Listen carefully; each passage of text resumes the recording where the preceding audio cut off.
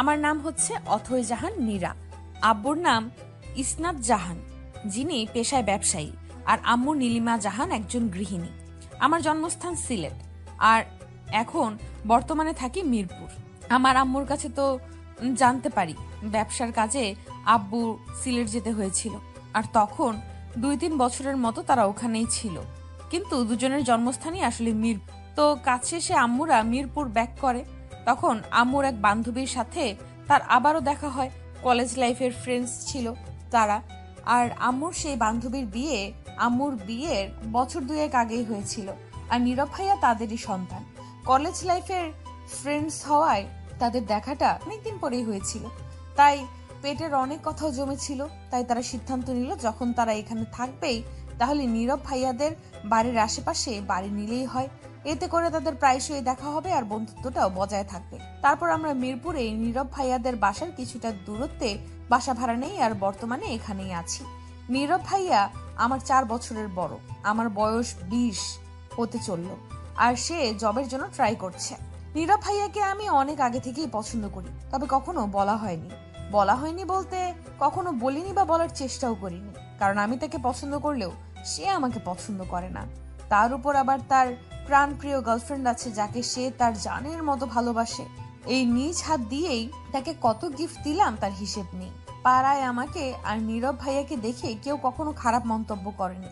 সকলেই আমাদের বন্ধু হিসেবেই জানে, বুড়ো থেকে জোয়ান সবাই এটাই বিশ্বাস করে। আর নীরব ভাইয়া ছেলে হিসেবে বেশ, যেমন আছে রূপ তেমনি গুণ। সব মেয়ের স্বপ্নের রাজকুমারও বলা চলে। তবে মেয়েদের সাথে তার খাতির কম, আর পাড়ায় যদি মানুষ জানে তার একটা গার্লফ্রেন্ড আছে, তাহলে সেটা কানে মুখে ছড়িয়ে যেতে বেশি সময় লাগবে না। তাই গিফট আইটেমগুলো আমি নাহার নীরব ভাইয়ার গার্লফ্রেন্ড আপুকে দিয়ে গেছি। রং বেরঙের পেপার দিয়ে মোড়ানো বক্সগুলো দেখলেই মনটা ভরে যেত। তবে মন খারাপের বিষয়টা ছিল সেটা অন্যজনের জন্য জমানো ভালোবাসা ছিল, আমার জন্য না। আমার যখন 19 বছর ছিল তখন কিভাবে যেন আর কি মনে করে যেন নীরব ভাইয়া আমার বার্থডে অ্যারেঞ্জ করেছিল। সেই বার্থডে আমার জন্য বেস্ট ছিল। তো তখনই আমরা হাসি মজা করতে করতে নীরব ভাইয়া আমার মুখে কেক লাগিয়ে দিয়েছিল। সেটা ধুতেই ওয়াশরুমে গিয়েছিলাম। ওয়াশরুম ছিল আম্মু আব্বুর পাশের ঘরেই। তখন ওই ঘর থেকে ওদের কথোপকথন আমি স্পষ্ট শুনতে পাচ্ছিলাম। যেহেতু ওরা প্রায়শই যে কোনো বিষয় নিয়ে আলোচনা শুরু করে দেয়, সেহেতু আমিও চুপচাপ মুখে পানি দিচ্ছিলাম। কিন্তু হঠাৎই আন্টির মুখে নীরব ভাইয়ার নাম শুনতে পাই, আর নীরব ভাইয়ার বিষয়ক সব জিনিসেই আমার ইন্টারেস্ট আছে। তাই আমি আরেকটু দেয়ালের দিকে সরে ভালো মতো শোনার চেষ্টা করলাম যে আসলে তারা বলছেটা কি। তখন আন্টিকে বলতে শুনেছিলাম তিনি নাকি এর পরের বছরই আমাকে তার বাড়ির বউ করে নিতে চান। যদিও নীরব ভাইয়ার জব নেই, তবুও তার রেজাল্ট অনেক ভালো। জব পেতে বিশেষ কোনো সমস্যা হবে না। প্রথমে ঘরোয়াভাবে বিয়ে দিয়ে তারপর ভাইয়া জব পেলেই ছোট্ট একটা অনুষ্ঠান করা হবে। অবশ্য অনুষ্ঠানে আমার বিশেষ কিছু এসে যায় না। সেদিন আমি অনেক খুশি হয়েছিলাম, যা কোনো অনুষ্ঠানের থেকে কম ছিল না। প্রায় 1 বছর পর্যন্ত সেই খুশি আমি নিজের মধ্যে সীমাবদ্ধ রেখেছি। এটা জানা সত্ত্বেও নাহার আপুকে গিফট দিয়ে গেছি। সেই টাইমটাই অনেক রাগ লাগতো নীরব ভাইয়ার উপর। আমাকে সে ছোট থেকে চিনে, কিন্তু আমার প্রতি তার কোনো ফিলিংসই জাগলো না। অবশ্য আমরা প্রায় এমন কাউকে ভালোবাসি, তারা আমাদের ভালোবাসার মূল্য দেয় না। এতে অবশ্য কারো দোষও দেওয়া যায় না, কারণ ফিলিংস তো আর জোর করে আনা যায় না। এই যে আমি নীরব ভাইয়াকে ভালোবাসি, সে হয়তো বুঝেনি কখনো। আর নীরব ভাইয়া যে নাহার আপুকে ভালোবাসে, নাহার আপু শুধু নীরব ভাইয়াকে টাইম পাস হিসাবে ইউজ করে, এটা সে বোঝে না। যদি নাহার আপু ভালো হতো তাহলে কখনোই আমি ওদের মাঝে তৃতীয় ব্যক্তি হতাম না, কারণ ভালোবাসা মানেই ত্যাগ। কিন্তু ভালোবাসার কোনো নির্দিষ্ট সংজ্ঞা নেই, সেটা যে যেমন করেই মনে করুক না কেন। বলা হয় ভালোবাসা নাকি অন্ধ হয়, তাই নাহার আপুকে নীরব ভাইয়া এতই ভালোবাসে যে তার সম্পর্কে কেউ কোনো কথা বললে গায়ে হাত তুলতেও দুবার ভাবে না। আমার গায়েও হয়তো হাত তুলতো, তবে মেয়ে বলেই হয়তো ছাড় পেয়েছি, কিংবা গায়ে হাত তুলতেই হয়তো আন্টির কাছে জবাবদিহিতা করতে হতো তাই। কিন্তু বাসায় গিয়ে নিশ্চয়ই ভাঙচুর করবে বা আমার সাথে কথাও বলবে না 2-1 দিন। আমার ভয় হতো যে নীরব ভাইয়া যদি আমাকে বিয়ে করতে না চায় তখন আমি কি করব। কিন্তু মনে একটা আশাও ছিল যে নীরব ভাইয়া আর যাই করুক অন্তত তার মায়ের কথা ফেলবে না। আর তাই হয়েছে। মায়ের কথা না ফেললেও সে আমাকে বিয়েটা করতে মানা করেছে। তার ধারণা আমি না বললেই বিয়েটা হবে না আর সে বেঁচে যাবে, কিন্তু আমি তো তা হতে দিব না। আমাদের বিয়ের ব্যাপারটা 1 মাস হলো নীরব ভাইয়া জেনেছে, আর তখন থেকেই নানা বাহানায় আমাকে প্রত্যাখ্যান করতে থাকে, অন্য মেয়েদের সাথে তুলনা করতে থাকে। আজও সেই জন্যই এসেছিল। ইনডিরেক্টলি আমাকে বিয়েতে না বলতে বলেছে সে। আমাকে এটা বোঝাচ্ছে সে যে আমার মতো মেয়ে সে পছন্দ করে না। এখন তো বিয়ের মাত্র 1 সপ্তাহই রয়েছে, এর মধ্যে যে কি না কি করবে আল্লাহই জানে। 5 দিন পার হয়ে গেছে, এরপর ভাইয়ের সাথে আমার আর দেখা হয়নি। কলও করেছিলাম কিন্তু রিসিভ করেনি। করবেই বা কেন? আমি যে এখন তার কাছে জল্লাদের মতো, যে তার ভালোবাসা তার কাছ থেকে ছিনিয়ে নিচ্ছে। রাগটাও কি স্বাভাবিক নয়? আজ অনেক অস্থির অস্থির লাগছে, তাই ওদের বাসায় যাব ঠিক করলাম। আম্মু কখনোই আমাকে ভাইয়াদের বাসায় যেতে মানা করেনি, আজও করলো না। তবে জলদি ফিরতে বলল, কেনাকাটা করতে হবে নাকি। বিষয়টা আমার কাছে সব সময়ের মতোই বিরক্তিকর। আজ 5 মিনিটের রাস্তাও কেমন জানি পার হচ্ছে না। ভয় হচ্ছে এটা ভেবে যে আমাকে দেখে তার রিয়াকশনটা কি হবে। যদি উল্টাপাল্টা কিছু আচরণ করে। বাসায় গিয়ে বেল 2 বার দিতে নীরব ভাইয়া এসে খুলে দিল। তার চোখ মুখ কেমন যেন শুকিয়ে গিয়েছে, দেখে খারাপ লাগলো। তবে আমি তাকে হারাতে চাই না। জানি বিষয়টা স্বার্থপরের মতো, তবুও আমি তাকে হারাতে চাই না। আমাকে দেখেই ভাইয়া আবার দরজা লাগাতে নিতেই আমি দরজায় হাত দিয়ে ফেললাম। তাই ও দরজা লাগাতে পারলো না, কিন্তু আমাকে রেখেই নিজের ঘরের দিকে চলে গেল। আমি তাড়াতাড়ি দরজাটা লাগিয়ে তার পেছন পেছন এসে তার ঘরে চলে এলাম। সে বিছানায় চোখ বন্ধ করে বসলো। আমি কি বলবো বুঝলাম না, কিন্তু কথা তো শুরু করতেই হবে। আন্টি কই? শপিং গেছে। ও, তোমার মুখ এমন দেখাচ্ছে কেন? কাটা ঘায়ে নুনে ছিটা দিবি না একদম। তুই জানিস না কার জন্য আর কি কারণে আমার এই অবস্থা।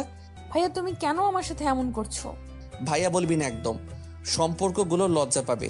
তোকে তো বন্ধুর চোখে দেখতাম আমি, আর সেই তুই আমার পিঠে ছুরি বসালি। জানতিস না তুই আমি নাহারকে কতটা চাই?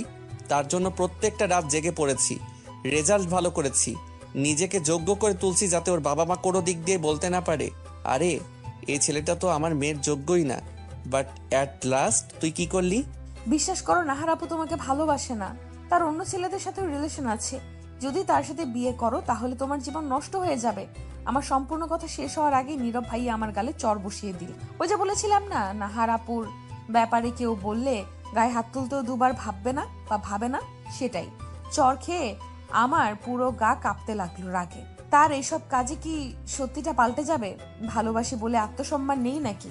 সেই আত্মসম্মানই এই মুহূর্তে আমার কাছে ভালোবাসার থেকে বড় লাগছে। কারণ যে নিজেকে সম্মান দেয় না তাকে মানুষ কি সম্মান দিবে? সেই থেকেই জবাব দিলাম, তুমি এই বিয়ে করতে চাও না তাই না? তাহলে আমিও আর জোর করব না। তুমি মুক্ত। আর এই যে মুখ শুকনো রেখেছো, সেটার আর কোনো শুকনো রেখো না। তোমার ফেসে ব্রাইটনেস কমে যাবে। তখন আবার নাহার আপুর সাথে ডেটে যাওয়া কিভাবে? তোমার আন্টিকে কিছু বলতে হবে না। যা বলার যা বোঝানোর আমি করে দিব। পারলে তোমার বিয়েটাও করিয়ে দিব। ভালো থেকো। এটা বলার পর আর দাঁড়ালাম না সেখানে। আমার যে কোনো অধিকারও নেই সেখানে থাকার। যাও একটা আশা ছিল, সেভাবে হয়তো বিয়েটা হতো। তবে আমার প্রাণবন্ত নীরবকে আমি পেতাম না। তাই নিজ হাতেই সবটা শেষ করে দিলাম। বাড়িতে আসার পর আম্মু শপিং এ যাওয়ার জন্য রেডি হতে বলল। কিন্তু আম্মুকে আমি কিভাবে বলি যে যাদের জন্য তাদের এত আয়োজন তারাই একে অপরের প্রতি সন্তুষ্ট না? আম্মু, কি হয়েছে? আর বসে আছিস কেন? যাবি না নাকি? বলছি যে একটা কথা রাখবে। কি কথা? এই বিয়েটা না করলে হয় না। আমার কথা আম্মু যেন বিশ্বাসই করলো না। হেসে বলল, এটা কি মজা করার সময়?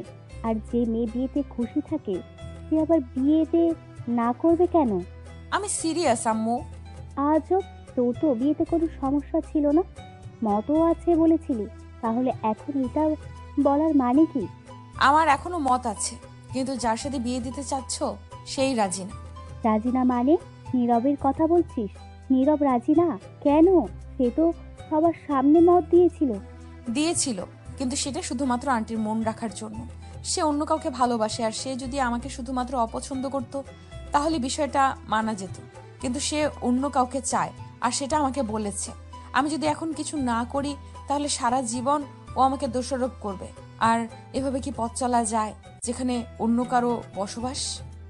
সব বুঝলাম, কিন্তু অন্য কাউকে পছন্দ হলে হিনাকে বলতে পারতো। হেনা মনে হচ্ছে নীরব ভাই আর আম্মু সে তার মায়ের কাছে না বলতে পারবে না, তাই বলছে না। তোমরা আমাকে বেকার ছেলের সাথে বিয়ে দিচ্ছ, কিন্তু নীরব ভাইয়া যাকে ভালোবাসে তার বাবা মা তো এভাবে বিয়ে দিবে না। তাই ভাইয়া ভেবেছিল একটা চাকরি পেয়েই আন্টিকে বলে দিবে, কিন্তু তার হলো কই। অবশ্য চাকরি পেলে হয়তো বিয়ে করেই বাড়ি ফিরতো একদম। এখন তুমি কিছু করতে পারো, ভাইয়ের জন্য না অন্তত আমার জন্য করো। বিয়েটা হয়ে গেলে সে আমাকে শান্তিতে থাকতে দিবে না। এমনও হতে পারে সে আমাকে রেখে অন্য জায়গায় চলে গেছে, সে কিছুই করতে পারে। তার আগে তুমি কিছু করো। আমার কথা শুনে আম্মু কপালে চিন্তার ভাঁজ দেখা দিল। আম্মু কিছুক্ষণ চিন্তা করে আমার দিকে তাকিয়ে বলল, তোর খারাপ লাগবে না? এই কথা শুনে আমি মাথা নিচু করে ফেললাম, কারণ এর যে কোনো উত্তর আমার কাছে নেই। হ্যাঁ, আমি বলতে চাই না, আর না আমি বলতে পারবো না। মিথ্যা কথা বললেই যে আমি ধরা খাই সব সময়। আমার কিছু না বলা দেখে আম্মু পাশে এসে বলল, কি করা যায় আমি দেখছি, তবে নিজেকে সামলে চলিস। নীরবের অন্য কারোর সাথে বিয়ে হলেও তোকে সামনে থেকে দেখতে হবে। আম্মু চলে গেল। আমিও আমার রুমে চুপচাপ চলে আসলাম। কত সহজেই না বলে দিলাম আমি ম্যানেজ করে নিব, করেও দিলাম। আম্মু হয়তো ভাবছে আমার বিয়ে ভেঙে যাবে, আর যার সাথে বিয়ে ভেঙে যাবে তারই বিয়ে আমাকে সামনে থেকে দেখতে হবে। তাই আমার কাছে কোনো উত্তর নেই। কিন্তু আম্মু তো আর জানে না এর ভেতরের জিনিসটা আমার কাছে কতটা গভীর। 1 বছর আগে যতটা না খুশি হয়েছিলাম, এখন সেই খুশি দ্বিগুণ দুঃখ দিচ্ছে মনে। সব খুশিগুলো দুঃখের নিচে চাপা পড়ে যাচ্ছে। তবে এর পরের দিনগুলো আমার জন্য কেমন হবে তা আমার জানা নেই। সেই দিন বিকেলেই আন্টি আমাদের বাসায় আসলো। আমি ছাদে মনমরা হয়ে বসেছিলাম তখন। আম্মু ডাক দিয়ে বলল, আন্টি নাকি এসেছে। আমি জানি এখন আন্টি আমাকে নানা প্রশ্ন করবে, জানতে চাইবে সত্যটা। আমাকে সাজিয়ে গুছিয়ে আন্টিকে সবটা বোঝাতে হবে, নিজেকে যথাসম্ভব শক্ত রাখতে হবে। নিচে গিয়ে দেখলাম আন্টি একপাশে চিন্তায় ডুবে আছে। হয়তো ভাবছে তার ছেলের মধ্যে এমন কি খামতি আছে যে আমি তাকে বিয়ে করতে না করেছি। আমি গিয়ে স্বাভাবিকভাবেই আন্টির পাশে বসে বললাম, কি খবর আন্টি? হঠাৎ এমন সময়? আন্টি যেন ভূত দেখার মতো আমার দিকে তাকালো। তিনি হয়তো ভাবছেন আমি এত স্বাভাবিক আছি কি করে। আন্টি নিজেকে সংযত রেখে বলল, নীরবকে কি তোর ভালো লাগে না? যা মনে করেছিলাম ঠিক তাই। আন্টি সেসব বিষয় নিয়েই আমার সাথে কথা বলতে এসেছে। আমি বললাম, ভালো না লাগার কি আছে? তোমার ছেলে তো হাজারে একটার মতো, তা হঠাৎ এগুলো কেন জিজ্ঞেস করছো? কথা কাটাচ্ছিস? মানে? তুই আমাকে সরাসরি বল, সমস্যাটা কি? সবাই তো রাজি ছিলি, তাহলে হঠাৎ এই সিদ্ধান্ত নেওয়ার মানে কি? আমি অসহায় চোখে আম্মুর দিকে তাকালাম। আম্মু আমাকে চোখ দিয়ে আশ্বস্ত করে সব সত্যি বলতে বলল। আমি মনে সাহস জুগিয়ে বলা শুরু করলাম, আন্টি তুমি চাও না তোমার ছেলে ভালো থাকুক? তার ভালো থাকা এখানে আসছে কেন? তুমি শুধু আমার প্রশ্নের উত্তর দাও, তাহলেই সব প্রশ্নের উত্তর পেয়ে যাবে। আন্টি বিরক্ত চোখে বলল, সে আমার ছেলে, আমার সন্তান, তার ভালো থাকা আমি চাইবো না কেন? আর চাই বলেই তো তোর সাথে বিয়ে দিতে চাচ্ছি, যাতে করে সে তার জীবনে আরো সুখী হতে পারে। তুমি কি একবারও তার বিয়েতে মত জানতে চেয়েছো? তোদের সামনেই তো মত দিল। সেটা শুধুমাত্র তোমার মন রাখার জন্য। সে অন্য কাউকে চায়, সেটা সে তোমার মুখের উপর বলতে পারবে না, কারণ তুমি আমি সবাই জানি সে তার পছন্দের মেয়ের চেয়ে তোমায় বেশি ভালোবাসে। আর আমাকে যে সে পছন্দ করে না সেটা সে ব্যবহারের মাধ্যমে প্রতিনিয়ত প্রকাশ করে যাচ্ছে। তোমার কথায় হয়তো সে বিয়ে করে নিবে, কিন্তু সুখী হতে পারবে না। তাই বলছি, একবার তোমার ছেলের কথা ভাবো, তার পছন্দকে একবার দেখো। কিন্তু কোনো কিন্তু না, তুমি এই বিয়েটা ভেঙে দাও। ভাগ্যে থাকলে তো সেটা তুমি আমি রোধ করতে পারবো না, তাই না? তাহলে হয়তো নিয়তি চায় না বিয়েটা হোক। আর যদি কোনোদিন নীরব ভাইয়া চায় আমাকে মন থেকে বিয়ে করতে, তাহলে সেদিন আমি আর দ্বিতীয়বার ভাববো না। এটাই কি তাহলে তোর শেষ কথা? ধরে নাও এটাই আমার তোমার কাছে শেষ আবদার, তাহলে তাই হোক। আন্টি, হুম। আরেকটা কথা, বিয়ে নিয়ে বাসায় তুমি আর কথা উঠাবা না, কোনো কথা উঠাবা না। তাকে নিজের মতো থাকতে দাও। যদি সে নিজ থেকে কিছু জিজ্ঞেস করে তাহলে শুধু ছোট্ট করে উত্তর দিও। জানি না ভাগ্যে কি আছে, আল্লাহ করে যেন নীরব সময়ে থাকতে সব বুঝতে পারে। তোর জায়গায় অন্য কাউকে থাকলে হয়তো এরকম ত্যাগ দিত না। যাই হোক, খেয়াল রাখিস। আর বিয়ে ভেঙেছে বলে আমাদের বাড়ি আসা বন্ধ করবি না যেন। তুমি কি মনে করেছো এই হালকা একটা কারণে আমি আমাদের সম্পর্ক নষ্ট হতে দিব? আন্টি হালকা হাসলো। আমিও সৌজন্যমূলক একটা হাসি দিলাম। তবে এই হাসির পেছনের দুঃখটা কেউই দেখলো না। আর আমার জন্য এটা মোটেও ছোট বা হালকা কোনো ব্যাপার না। বিয়ে যেহেতু হচ্ছে না, তাই আমি আমার পড়ালেখা কন্টিনিউ করলাম। ভেবেছিলাম বিয়ের পর আর পড়বো না, কারণ নিজের বাসায় পড়া আর অন্যের বাসায় পড়া থাকা একই ব্যাপার না। তারা যতই আমাকে ভালোবাসুক, আমার পড়াশোনা নিয়ে তাদের সমস্যা না থাকলেও পাড়াপড়শি ঠিকই বিষয়টাকে ভালো চোখে দেখবে না, আর নানা কথা আন্টিকে লাগাবে। তখন আমাদের সম্পর্কটা আগের মতো স্বাভাবিক থাকবে না। পড়াশোনা করতে গেলেও নীরব ভাইয়ার চেহারা চোখের সামনে ভেসে উঠবে। ছোটবেলা থেকে চেয়ে এসেছি জীবনে এমন কেউ আসবে যে আমাকে তার চোখের মনি করে রাখবে, ভালোবাসবে। নীরব ভাইয়াকে দেখে আমার এমনই মনে হয়েছিল। তাকে সব সময় চাইতাম, কিন্তু ভাগ্য বলেও যে কিছু হয় সেটা হয়তো ভুলে গিয়েছিলাম। ভাগ্য হয়তো চায় না আমার আর তার মিলন হোক। এই 2 দিন অনেক টেনশনে পার হয়েছে নীরবে। নাহারকে হারিয়ে ফেলার ভয় তাকে কুরে কুরে খেয়েছে। রাতে শান্তিতে ঘুমাতে পারেনি। সারা রাত গেছে চিন্তা করতে করতে, আর শেষ রাতের দিকে ঘুমিয়েছে। কিন্তু অবাক করার বিষয় হলো এই 2 দিনে মা একবারও বিয়ে নিয়ে একটি কথাও বলেনি। নীরবও একবারই কিছু জিজ্ঞেস করেনি। তবে আজই যদি বিয়ে হয়, তাই খাওয়ার টেবিলে বসে কৌতূহল দমিয়ে রাখতে না পেরে নীরব জিজ্ঞেস করেই ফেলল, মা, বিয়ের কি খবর? আন্টি একবার নীরবের দিকে তাকিয়ে প্লেটে ভাজি ওঠাতে ওঠাতে বললেন, কার বিয়ে? নীরব মায়ের ব্যবহার দেখে অবাক হলো। যিনি বিয়ে নিয়ে সবচেয়ে খুশি ছিলেন তিনি জিজ্ঞেস করছেন কার বিয়ে? এখানে কি অন্য কারো বিয়ে নাকি? আমার বিয়ে? ও মা, তোর বিয়ে তো এখনো ঠিক করিনি বাবা। যখন তোর কাউকে পছন্দ হবে তখন বলিস। আগে একটা চাকরি তো নে। কেন, অথয়ের সাথে বিয়েটা হচ্ছে না? অবাক হয়ে বলল নীরব। নীরবের কথা শুনে তিনি নীরবের দিকে এক নজর তাকিয়ে একটা দীর্ঘশ্বাস ফেলে বললেন, তোর তো তাকে পছন্দ নয়, তাই না? তাই তোর ভালোর কথা ভেবে সে বিয়েটা ভেঙে দিয়েছে। আশা করি বুঝতে পেরেছিস। এবার জলদি খাওয়া শেষ কর। এখন 8টা বাজে, 10টার দিকে তো আবার তোর ইন্টারভিউ আছে। মায়ের কথা শুনে নীরবের মনে পড়ল তার ইন্টারভিউ আছে। এই 3-4টা দিনের টেনশনের মধ্যে তার কিছুই মনে ছিল না, আর না কিছু পড়েছে। তাই সে বলল, না আম্মু, আজকের ইন্টারভিউটা দিব না। এর পরের সপ্তাহে কোনো ভালো কোম্পানিতে জবের জন্য ট্রাই করব। তোর যেরকম ইচ্ছা। নীরবের খারাপ লাগলো তার মাকে মনমরা দেখে। অথইকে মায়ের পছন্দ, তাই হয়তো মায়ের খারাপ লাগছে। কিন্তু নাহারও তো ভালো মেয়ে, মায়ের নিশ্চয়ই পছন্দ হবে তাকে। শুধু একটা চাকরি পাই, নেক্সট উইকে কোনো ভালো জায়গায় ইন্টারভিউ দিব। তাড়াতাড়ি একটা চাকরির খোঁজ করতে হবে। আমি না হয় আমার বিয়েটা আটকে ফেলেছি, 2 দিন পর যদি নাহারের বিয়ে হয়ে যায়, না, এটা হতে দেওয়া যাবে না। কেটে গেছে আরো 2 দিন। আজ শুক্রবার, তাই বান্ধবী প্রমাকে কল দিয়ে আসতে বলেছি বাড়ির কিছুটা দূরে। জায়গাটা অনেক সুন্দর, অনেকটা গাছে ভরা নিরিবিলি পরিবেশও বলা যায়। মানুষের যাতায়াত কম, পাশ দিয়ে একটা নদীও আছে। রাস্তা দিয়ে হেঁটে চলেছি আমি আর প্রমা। মনটা অনেক প্রফুল্ল লাগছে এখন। এই, হঠাৎ প্রমার ডাকে তার দিকে তাকিয়ে বললাম, কি হয়েছে? ওইটা নীরব ভাইয়া না? তার দৃষ্টি অনুসরণ করে আমি সামনের দিকে তাকিয়ে দেখলাম নীরব ভাইয়া গাছে হেলান দিয়ে দাঁড়িয়ে আছে, আর তার সামনেই আরেকটা গাছে হেলান দিয়ে একটা মেয়ে দাঁড়িয়ে আছে। তার পেছনটাই দেখতে পাচ্ছি শুধু। তবে তার লম্বা চুল দেখে চিনতে অসুবিধা হলো না যে এটাই নাহার আপু। তাই প্রমাকে বললাম, আমার আর ভালো লাগছে না, চল বাসায় ফিরে যাই। খুব বেশি খারাপ লাগছে না? মানে নীরব ভাইয়ের সাথে দেখা সাক্ষাৎ হয় না তো, তাই দেখা করেই যাই। তোর ইচ্ছে হলে যা, আমাদের তো প্রায় দেখা হয়। আচ্ছা বাদ দে, তুই যাবি না তাহলে আমি একা গিয়ে কি করব বল? চল আমিও বাসায় যাই। পেছন ফিরতেই আমি টাসকি খেলাম। পেছন থেকে নীরব ভাইয়ের আব্বু সাদ আঙ্কেল আসছে। আজ শুক্রবার, হাটবাজারের দিন, তাই হয়তো সকাল সকাল আঙ্কেলের দেখা পাওয়া গেল। আন্টি হলে তবুও কিছু হতো না। আঙ্কেল যদি একবার নীরব ভাইয়াকে অন্য মেয়ের সাথে দেখেছে। আমি জলদি প্রমার হাত ধরে আবারও নীরব ভাইয়ের দিকে যেতে লাগলাম। তখন প্রমা বলল, কি রে, ওইদিকে কই যাস আবার? তোর না খারাপ লাগছে? তুই তো বললি নীরব ভাইয়ের সাথে দেখা করবি, তাহলে দেখা করেই যা। কিন্তু এখন চুপচাপ দেখা কর, পরে সবটা বলছি। আমার কথা শুনে প্রমাও আর কিছু বলল না।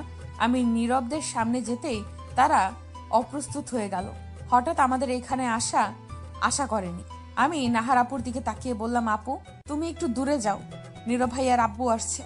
আমাকে দেখে নাহার আপু হয়তো কটাক্ষ করে কিছু বলতো, কিন্তু আমার মুখে এই কথা শুনে কিচ্ছু বলল না। কিন্তু পেছনে ফিরে যাওয়ার সময় আমাকে উদ্দেশ্য করে বলল, নীরব কিন্তু আমারই থাকবে। আঙ্কেলের কথা বলাতে যে ভয়ের রেখা ভাইয়ের মুখে ফুটে উঠেছিল, সেটাই এখন নাহার আপুর কথায় খুশিতে পরিণত হয়েছে। তবে কথাটা আমার মনে দাগ কেটে গেল। প্রমা বুঝলো না কিছুই, কারণ এই সবকিছুই শুধুমাত্র নীরব ভাইয়া আর আমার পরিবারের মাঝেই ছিল। কিন্তু নীরব ভাইয়াই হয়তো নাহার আপুকে বলেছে, কারণ সে কোনো কিছুই ওর থেকে লুকোয় না। এরই মাঝে আঙ্কেলও আমাদের পাশে এসে গেছে। আমরা কিছু সৌজন্যমূলক কথা বলেই আঙ্কেলকে বিদায় দিলাম। প্রমাও নীরব ভাইকে কিছু সাধারণ কথাবার্তা জিজ্ঞেস করলো। তারপর আমরা বিদায় নিতে গেলেই নীরব ভাইয়াও বলল সেও এখন বাসায় যাবে। তাই আমরা একসাথেই হাঁটতে থাকলাম। প্রমা মধ্যখানে আর আমরা দুইজন দুই পাশে। আমি তার পাশে দাঁড়াতে পারিনি, কারণ সংকোচ, আর সে দাঁড়ায়নি কারণ আমি সরে এসেছি বলে। চুপচাপ হাঁটতে হাঁটতেই হঠাৎ প্রমা বলে উঠল, আচ্ছা, নাহারাপুর তখনকার কথাটার মানে কি? ওর এই প্রশ্ন শুনে আমি আর নীরব ভাইয়া দুজনেই দাঁড়িয়ে গেলাম। আমাদের দাঁড়াতে দেখে প্রমাও দাঁড়িয়ে বলল, কি হলো, দাঁড়িয়ে গেলি কেন? তখন আমরা আবারও হাঁটতে শুরু করলাম আর বললাম, তুই তো জানিসই নাহার আপু নীরব ভাইকে কত ভালোবাসে, আর আমি আর নীরব ভাই তো অনেক ক্লোজ, তাই হয়তো ভুল বুঝে বলেছে। আমার কথা প্রমার বিশ্বাস হলো বলেই মনে হয়। পরের রাস্তায় আমি সংকোচে পড়লাম, কারণ এতক্ষণ প্রমার সাথে ছিল, কিন্তু তার বাড়ির ডান দিকেই, আর আমাদের এখন একা যেতে হবে। আমি কিছু না বলেই চুপচাপ হাঁটতে থাকলাম। এমনি দিন হলে হয়তো বকবক করে মাথা খেয়ে ফেলতাম তার, তবে আজ নিজেকে নিজের কাছেই তুচ্ছ মনে হচ্ছে। নাহারকে সব বলেছি আমি, এত সংকোচের কিছু নেই। জানি আমি। জানিস মানে? তার থেকে তো তুমি কিছু লুকিয়ে রাখো না, তাই জানি। তাহলে এত সংকোচ কিসের? একটা মেয়ের পছন্দের মানুষের সাথে বিয়ে ঠিক হওয়ার পর বিয়ে ভাঙলে সে নিশ্চয়ই আনন্দে আত্মহারা হয়ে থাকবে না। না পাওয়ার চেয়ে পেয়ে হারানোর দুঃখটা বেশি লাগে। তবে সেই শোকে যে তোমার বিয়েতে আসবো না সেটা কিন্তু মনে করো না। অবশ্যই আসবো, আর নিজ হাতে সবটা করব। আমার কথার বিপরীতে নীরব ভাইয়ার কিচ্ছু বলল না। বাড়ি ফিরেই গোসল করলাম। নীরব ভাইয়া আর আমার বিয়ের খুশিতে যে পেন্টিংটা করছিলাম সেটাও বাকি থেকে গেছে। তো কি হয়েছে, বিয়ে না হোক, সেটা তো আমি কমপ্লিট করেই ছাড়বো। তাই সমস্ত সরঞ্জাম নিয়ে ব্যালকনিতে এসে বসলাম। আম্মু এখানে সাধারণত আসে না, তাই এটা শেষ হলে এখানেই রেখে দিব। মন খারাপ হলেও এখানে এসে এটা দেখ। অন্যদিকে নীরব মন দিয়ে প্রিপারেশন নিচ্ছে। তার চাচা একটা ভালো জায়গায় ইন্টারভিউ দেওয়ার ব্যবস্থা করে দিয়েছে। যদিও জব সাইটগুলো থেকে সে প্রতিনিয়ত এগুলো খবর নিতেই থাকে। তার মন মতো সরকারি চাকরির পরীক্ষাটা একবার টিকে গেলেই নাহারকে প্রথমে জানাবো, তারপর সে কত খুশি হবে। 25 থেকে 26 বারের মতো নীরবকে ফোন দিয়েও নাহার পাচ্ছে না। মেজাজ গরম হয়ে গেছে তার একেবারে। নীরবের সাথে একবার দেখা করা উচিত, না হলে পরে ঝামেলা করবে। কিন্তু ফোন দিয়ে কি নীরবকে পাওয়া যায়? সে একদম মন দিয়ে পড়তে ব্যস্ত। যদিও নাহার ছাড়া তেমন কেউ নীরবকে ফোন দেয় না, তবুও সে ঠিক করেছে চাকরি হয়ে গেলে নাহারের সাথে মন খুলে কথা বলবে সে। তার মন বলছে চাকরিটা এবার হয়েই যাবে। পরের দিন সব কাগজপত্র গুছিয়ে মাকে সালাম করে নীরব বেরিয়ে গেল। এর আগে কয়েকটা ইন্টারভিউ সে দিয়েছে, তাই তেমন একটা নার্ভাসনেস তার মধ্যে কাজ করছে না। প্রিপারেশনও ঠিকঠাক আছে, শুধু কনফিডেন্স থাকতে হবে। 5 মিনিট পর অফিসে এসে পৌঁছালো সে।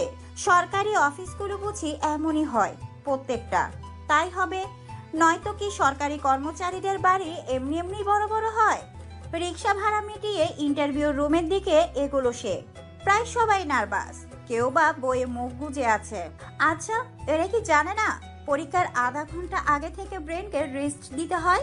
পড়াগুলো মাথায় সব ইনপুট হয়, জানবেই বা কিভাবে? এরা তো ফার্স্ট বেঞ্চার ছিল, সারাক্ষণ শুধু বই কিভাবে যে ঢুকে থাকে। একটুও ক্লান্তি বা বিরক্তি লাগে না? দেখতে দেখতে নীরবের ডাক পড়লো। নীরব সব প্রশ্নের উত্তর সহজেই দিয়ে দিল। তার কনফিডেন্স দেখে তারাও নীরবকে জব দিয়ে দিল, আর 2-1 দিনের মধ্যে জয়েন হতে বলল। নীরব বলল থ্যাংক ইউ স্যার বলে বেরিয়ে এলো ঠিকই, কিন্তু তার নাচতে ইচ্ছে করছে এখন। ইন্টারভিউ রুম থেকে বেরিয়ে তার পকেট থেকে ফোন বের করে সুইচ অন করে দেখতে পেল নাহারের অনেকগুলো কল। দেখেই সে মুচকে হাসলো। তারপর নাহারকে কল করলো সে। ওইদিকে নাহার নীরবের কল পেয়ে নিজের রুমে গিয়ে রিসিভ করলো। বাসায় অনেক মানুষ, তো কেউ কিছু শুনে ফেললে তো সমস্যা। হ্যালো নাহার, বলছি যে এখনই আমার সাথে দেখা করতে পারবা? নাহারেরও যেহেতু নীরবের সাথে দেখা করার প্রয়োজন ছিল, তাই সেও দ্বিমত পোষণ করলো না, শুধু বলল কোথায় দেখা করতে হবে? এখানে চলে আসো, তোমার বাসারও পাশে হবে। পৌঁছাতেই নীরব বলল তোমার জন্য সারপ্রাইজ আছে। কিন্তু তোমার আর ফালতু সারপ্রাইজ আমার দরকার নেই। এর আগেও সারপ্রাইজ বললে নীরব শুধু গিফট দিত, কিন্তু এবার সে সত্যিই বড় একটা সারপ্রাইজ আছে। তা নাহার শুনলো না। ওর মনে হলো নীরব হয়তো কোনো ফালতু গিফট এনেছে। এভাবে বলছো কেন? আচ্ছা ফোন অফ ছিল তাই? আচ্ছা রাগ করো না, আমার গিফট, এই তোমার সব রাগ ঠান্ডা হয়ে যাবে। বললাম তো তোমার কোনো ফালতু গিফট আমার দরকার নেই। এভাবে বলছো কেন, আর কারণ কি? কারণ আমি এই রিলেশনটা কন্টিনিউ করতে পারছি না। কথাটা শুনে নীরবের কি বলা উচিত সে বুঝলো না, তবুও কোনো রকম বলল। কারণটা কি জানতে পারি? অবশ্যই, তার জন্যই তো কাল থেকে ফোন করেও তোমাকে পাই না। সে যাই হোক, আমার বিয়ে ঠিক হয়ে গেছে। ছেলে সরকারি চাকরি করে, আর সেখানে তো তুমি একটা বেকার, আর এরকম রিলেশনের কোনো ভবিষ্যৎ নেই। কিন্তু তুমি তো অথইকে কালকেই বললে আমি শুধু তোমারই থাকবো, তাহলে তুমি অন্য কারো হয়ে যাচ্ছ কেন? কারণ তখন আমি বুঝিনি। আচ্ছা, বিয়েটা তুমি ভাঙার চেষ্টা করনি? পাগল হয়েছি আমি? এত ভালো একটা ছেলেকে আমার ফ্যামিলি হাতছাড়া করবে নাকি? সেটা তো বোকামি হবে। তাহলে আমাদের ভালোবাসা? কিসের ভালোবাসার কথা বলছো, যেটা কখনো ছিলই না? শোনো, আমি একমাত্র সাজিদকেই ভালোবাসি, যার সাথে আমার বিয়ে ঠিক হয়েছে। সময় পেলে একদিন দেখা করিয়ে দিব, আর দাওয়াত দিতে ভুলবো না। চিন্তা করো না, আর বিয়েতে কোনো প্রকার ব্যাঘাত ঘটানোর চেষ্টা করো না। আচ্ছা, করব না। নাহার ঘুরে চলে যাচ্ছে আর নীরবে চিৎকার করে বলতে চাইছে, আমিও চাকরি পেয়েছি, চাকরির দোহাই দিয়ে হলেও আমার হয়ে থেকো। কিন্তু সে বলবে না, কারণ সে নাহারের আসল চেহারাটা দেখে ফেলেছে, যা শুধু টাকাতেই ভালোবাসে। এখন যদি নাহার ওকে বিয়ে করতে রাজিও হয়, তবুও তাকে নয়, কিংবা তার জন্যও নয়, তার টাকার জন্য করবে। এখন অথয়ের বলা প্রত্যেকটা কথা তার মনে পড়ছে। সে নাহারের বিরুদ্ধে বলেছিল বলে তাকে এই নিজ হাতে চড় মেরেছি। আমার খারাপ হবে ভেবে সে নাহারকে দূরে করার চেষ্টা করছিল, কিন্তু আমি অথইকে প্রত্যাখ্যান করেছি। আমি তার ভালোবাসা, তার ফিলিংস আমার জন্য সত্য ছিল, সেগুলোকে প্রত্যাখ্যান করেছি আমি। হীরাকে কাজ ভেবে ভুল করেছি আমি। মাকে কি জবাব দিব আমি? এত এত ভুলের মাঝে কার কাছ থেকে ক্ষমা পাবো আমি? এগুলোর একটাই সমাধান, হ্যাঁ সেটাই করব আমি। আর একটা রিক্সা ডেকে বাড়ির পথে রওনা হলো নীরব। কলিং বেল বাজাতেই নীলিমা জাহান গিয়ে দরজা খুলে দিলেন। এই সময় নীরবকে দেখে তিনি অবাকই হলেন, তবুও বললেন, এই সময় নীরব, কোনো কাজ ছিল নাকি? অথই কোথায়? হঠাৎ অথয়ের কথা? আন্টি প্লিজ বলো। ও তো ছাদে আছে। আচ্ছা। বলেই নীরব ছাদের দিকে গেল। নীলিমা শুধু নীরবের কার্যকলাপ দেখলেন, চোখ মুখ কেমন বিধ্বস্ত লাগছে তার। তাহলে কি সে নিজের ভুল বুঝতে পারলো ভেবে মুচকি হাসলেন নীলিমা।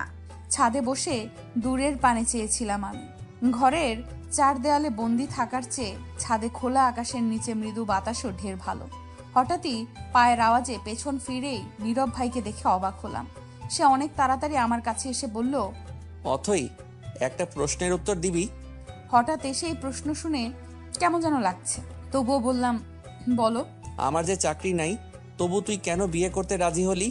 চাকরি তো বাচ্চার হাতের মোয়া না যে চাইলেই পাওয়া যাবে, আর এমনও না যে তুমি কোনোদিন চাকরি পাবা না। আর আমি কি সার যে সব খেয়ে ফেলবো? আর আমি একটা দীর্ঘশ্বাস ফেলে বললাম, সেটা তো জানোই। অথই, আমি তোর কাছে কিছু চাইলে দিবি? তোমার জন্য তো আমি নিজেকেই বিলিয়ে দিতে রাজি, সেখানে কিছু চাইলে দিতে পারবো না? বলো কি চাও? তোকে বিয়ে করতে চাই। ভাইয়ার কথার আগামাথা কিছুই বুঝতে পারলাম না। হঠাৎ কেন এই কথা বলছে তাও আমার অজানা। যে ছেলে বিয়ে করবে না বলে 1 মাস ধরে মাথা খারাপ করে দিচ্ছিল, নানা বাহানায় আমাকে বোঝাচ্ছিল সে আমাকে চায় না, আজ সেই আমাকে বিয়ে করতে চায়। এর নিশ্চয়ই কোনো না কোনো বড় কারণ আছে। বড় কোনো কারণ না থাকলে এত বড় সিদ্ধান্তও নেওয়া যায় না। তাহলে কি নাহার আপুর সাথে কিছু হয়েছে? হলেও কি এত বড় সিদ্ধান্ত নিত? আমি চট করে প্রশ্ন করলাম, নাহার আপুর সাথে কিছু হয়েছে তোমার? হলে মিটমাট করে নাও, এভাবে বাচ্চাদের মতো সিদ্ধান্ত নিচ্ছ কেন? আমার কথায় নীরব ভাইয়ার ফ্যাকাশে মুখটা আরো ফ্যাকাশে হয়ে গেল। তারপর ভাইয়া বলল, ঠিক ধরেছিস, নাহারের সাথে ঝামেলা হয়েছে আমার, তবে যা সিদ্ধান্ত নিয়েছি তা বাচ্চাদের মতো নয়। আর নাহার না কোনো বাচ্চাদের মতো ক্ষমা পাওয়ার কাজ করেছে। কি করেছে?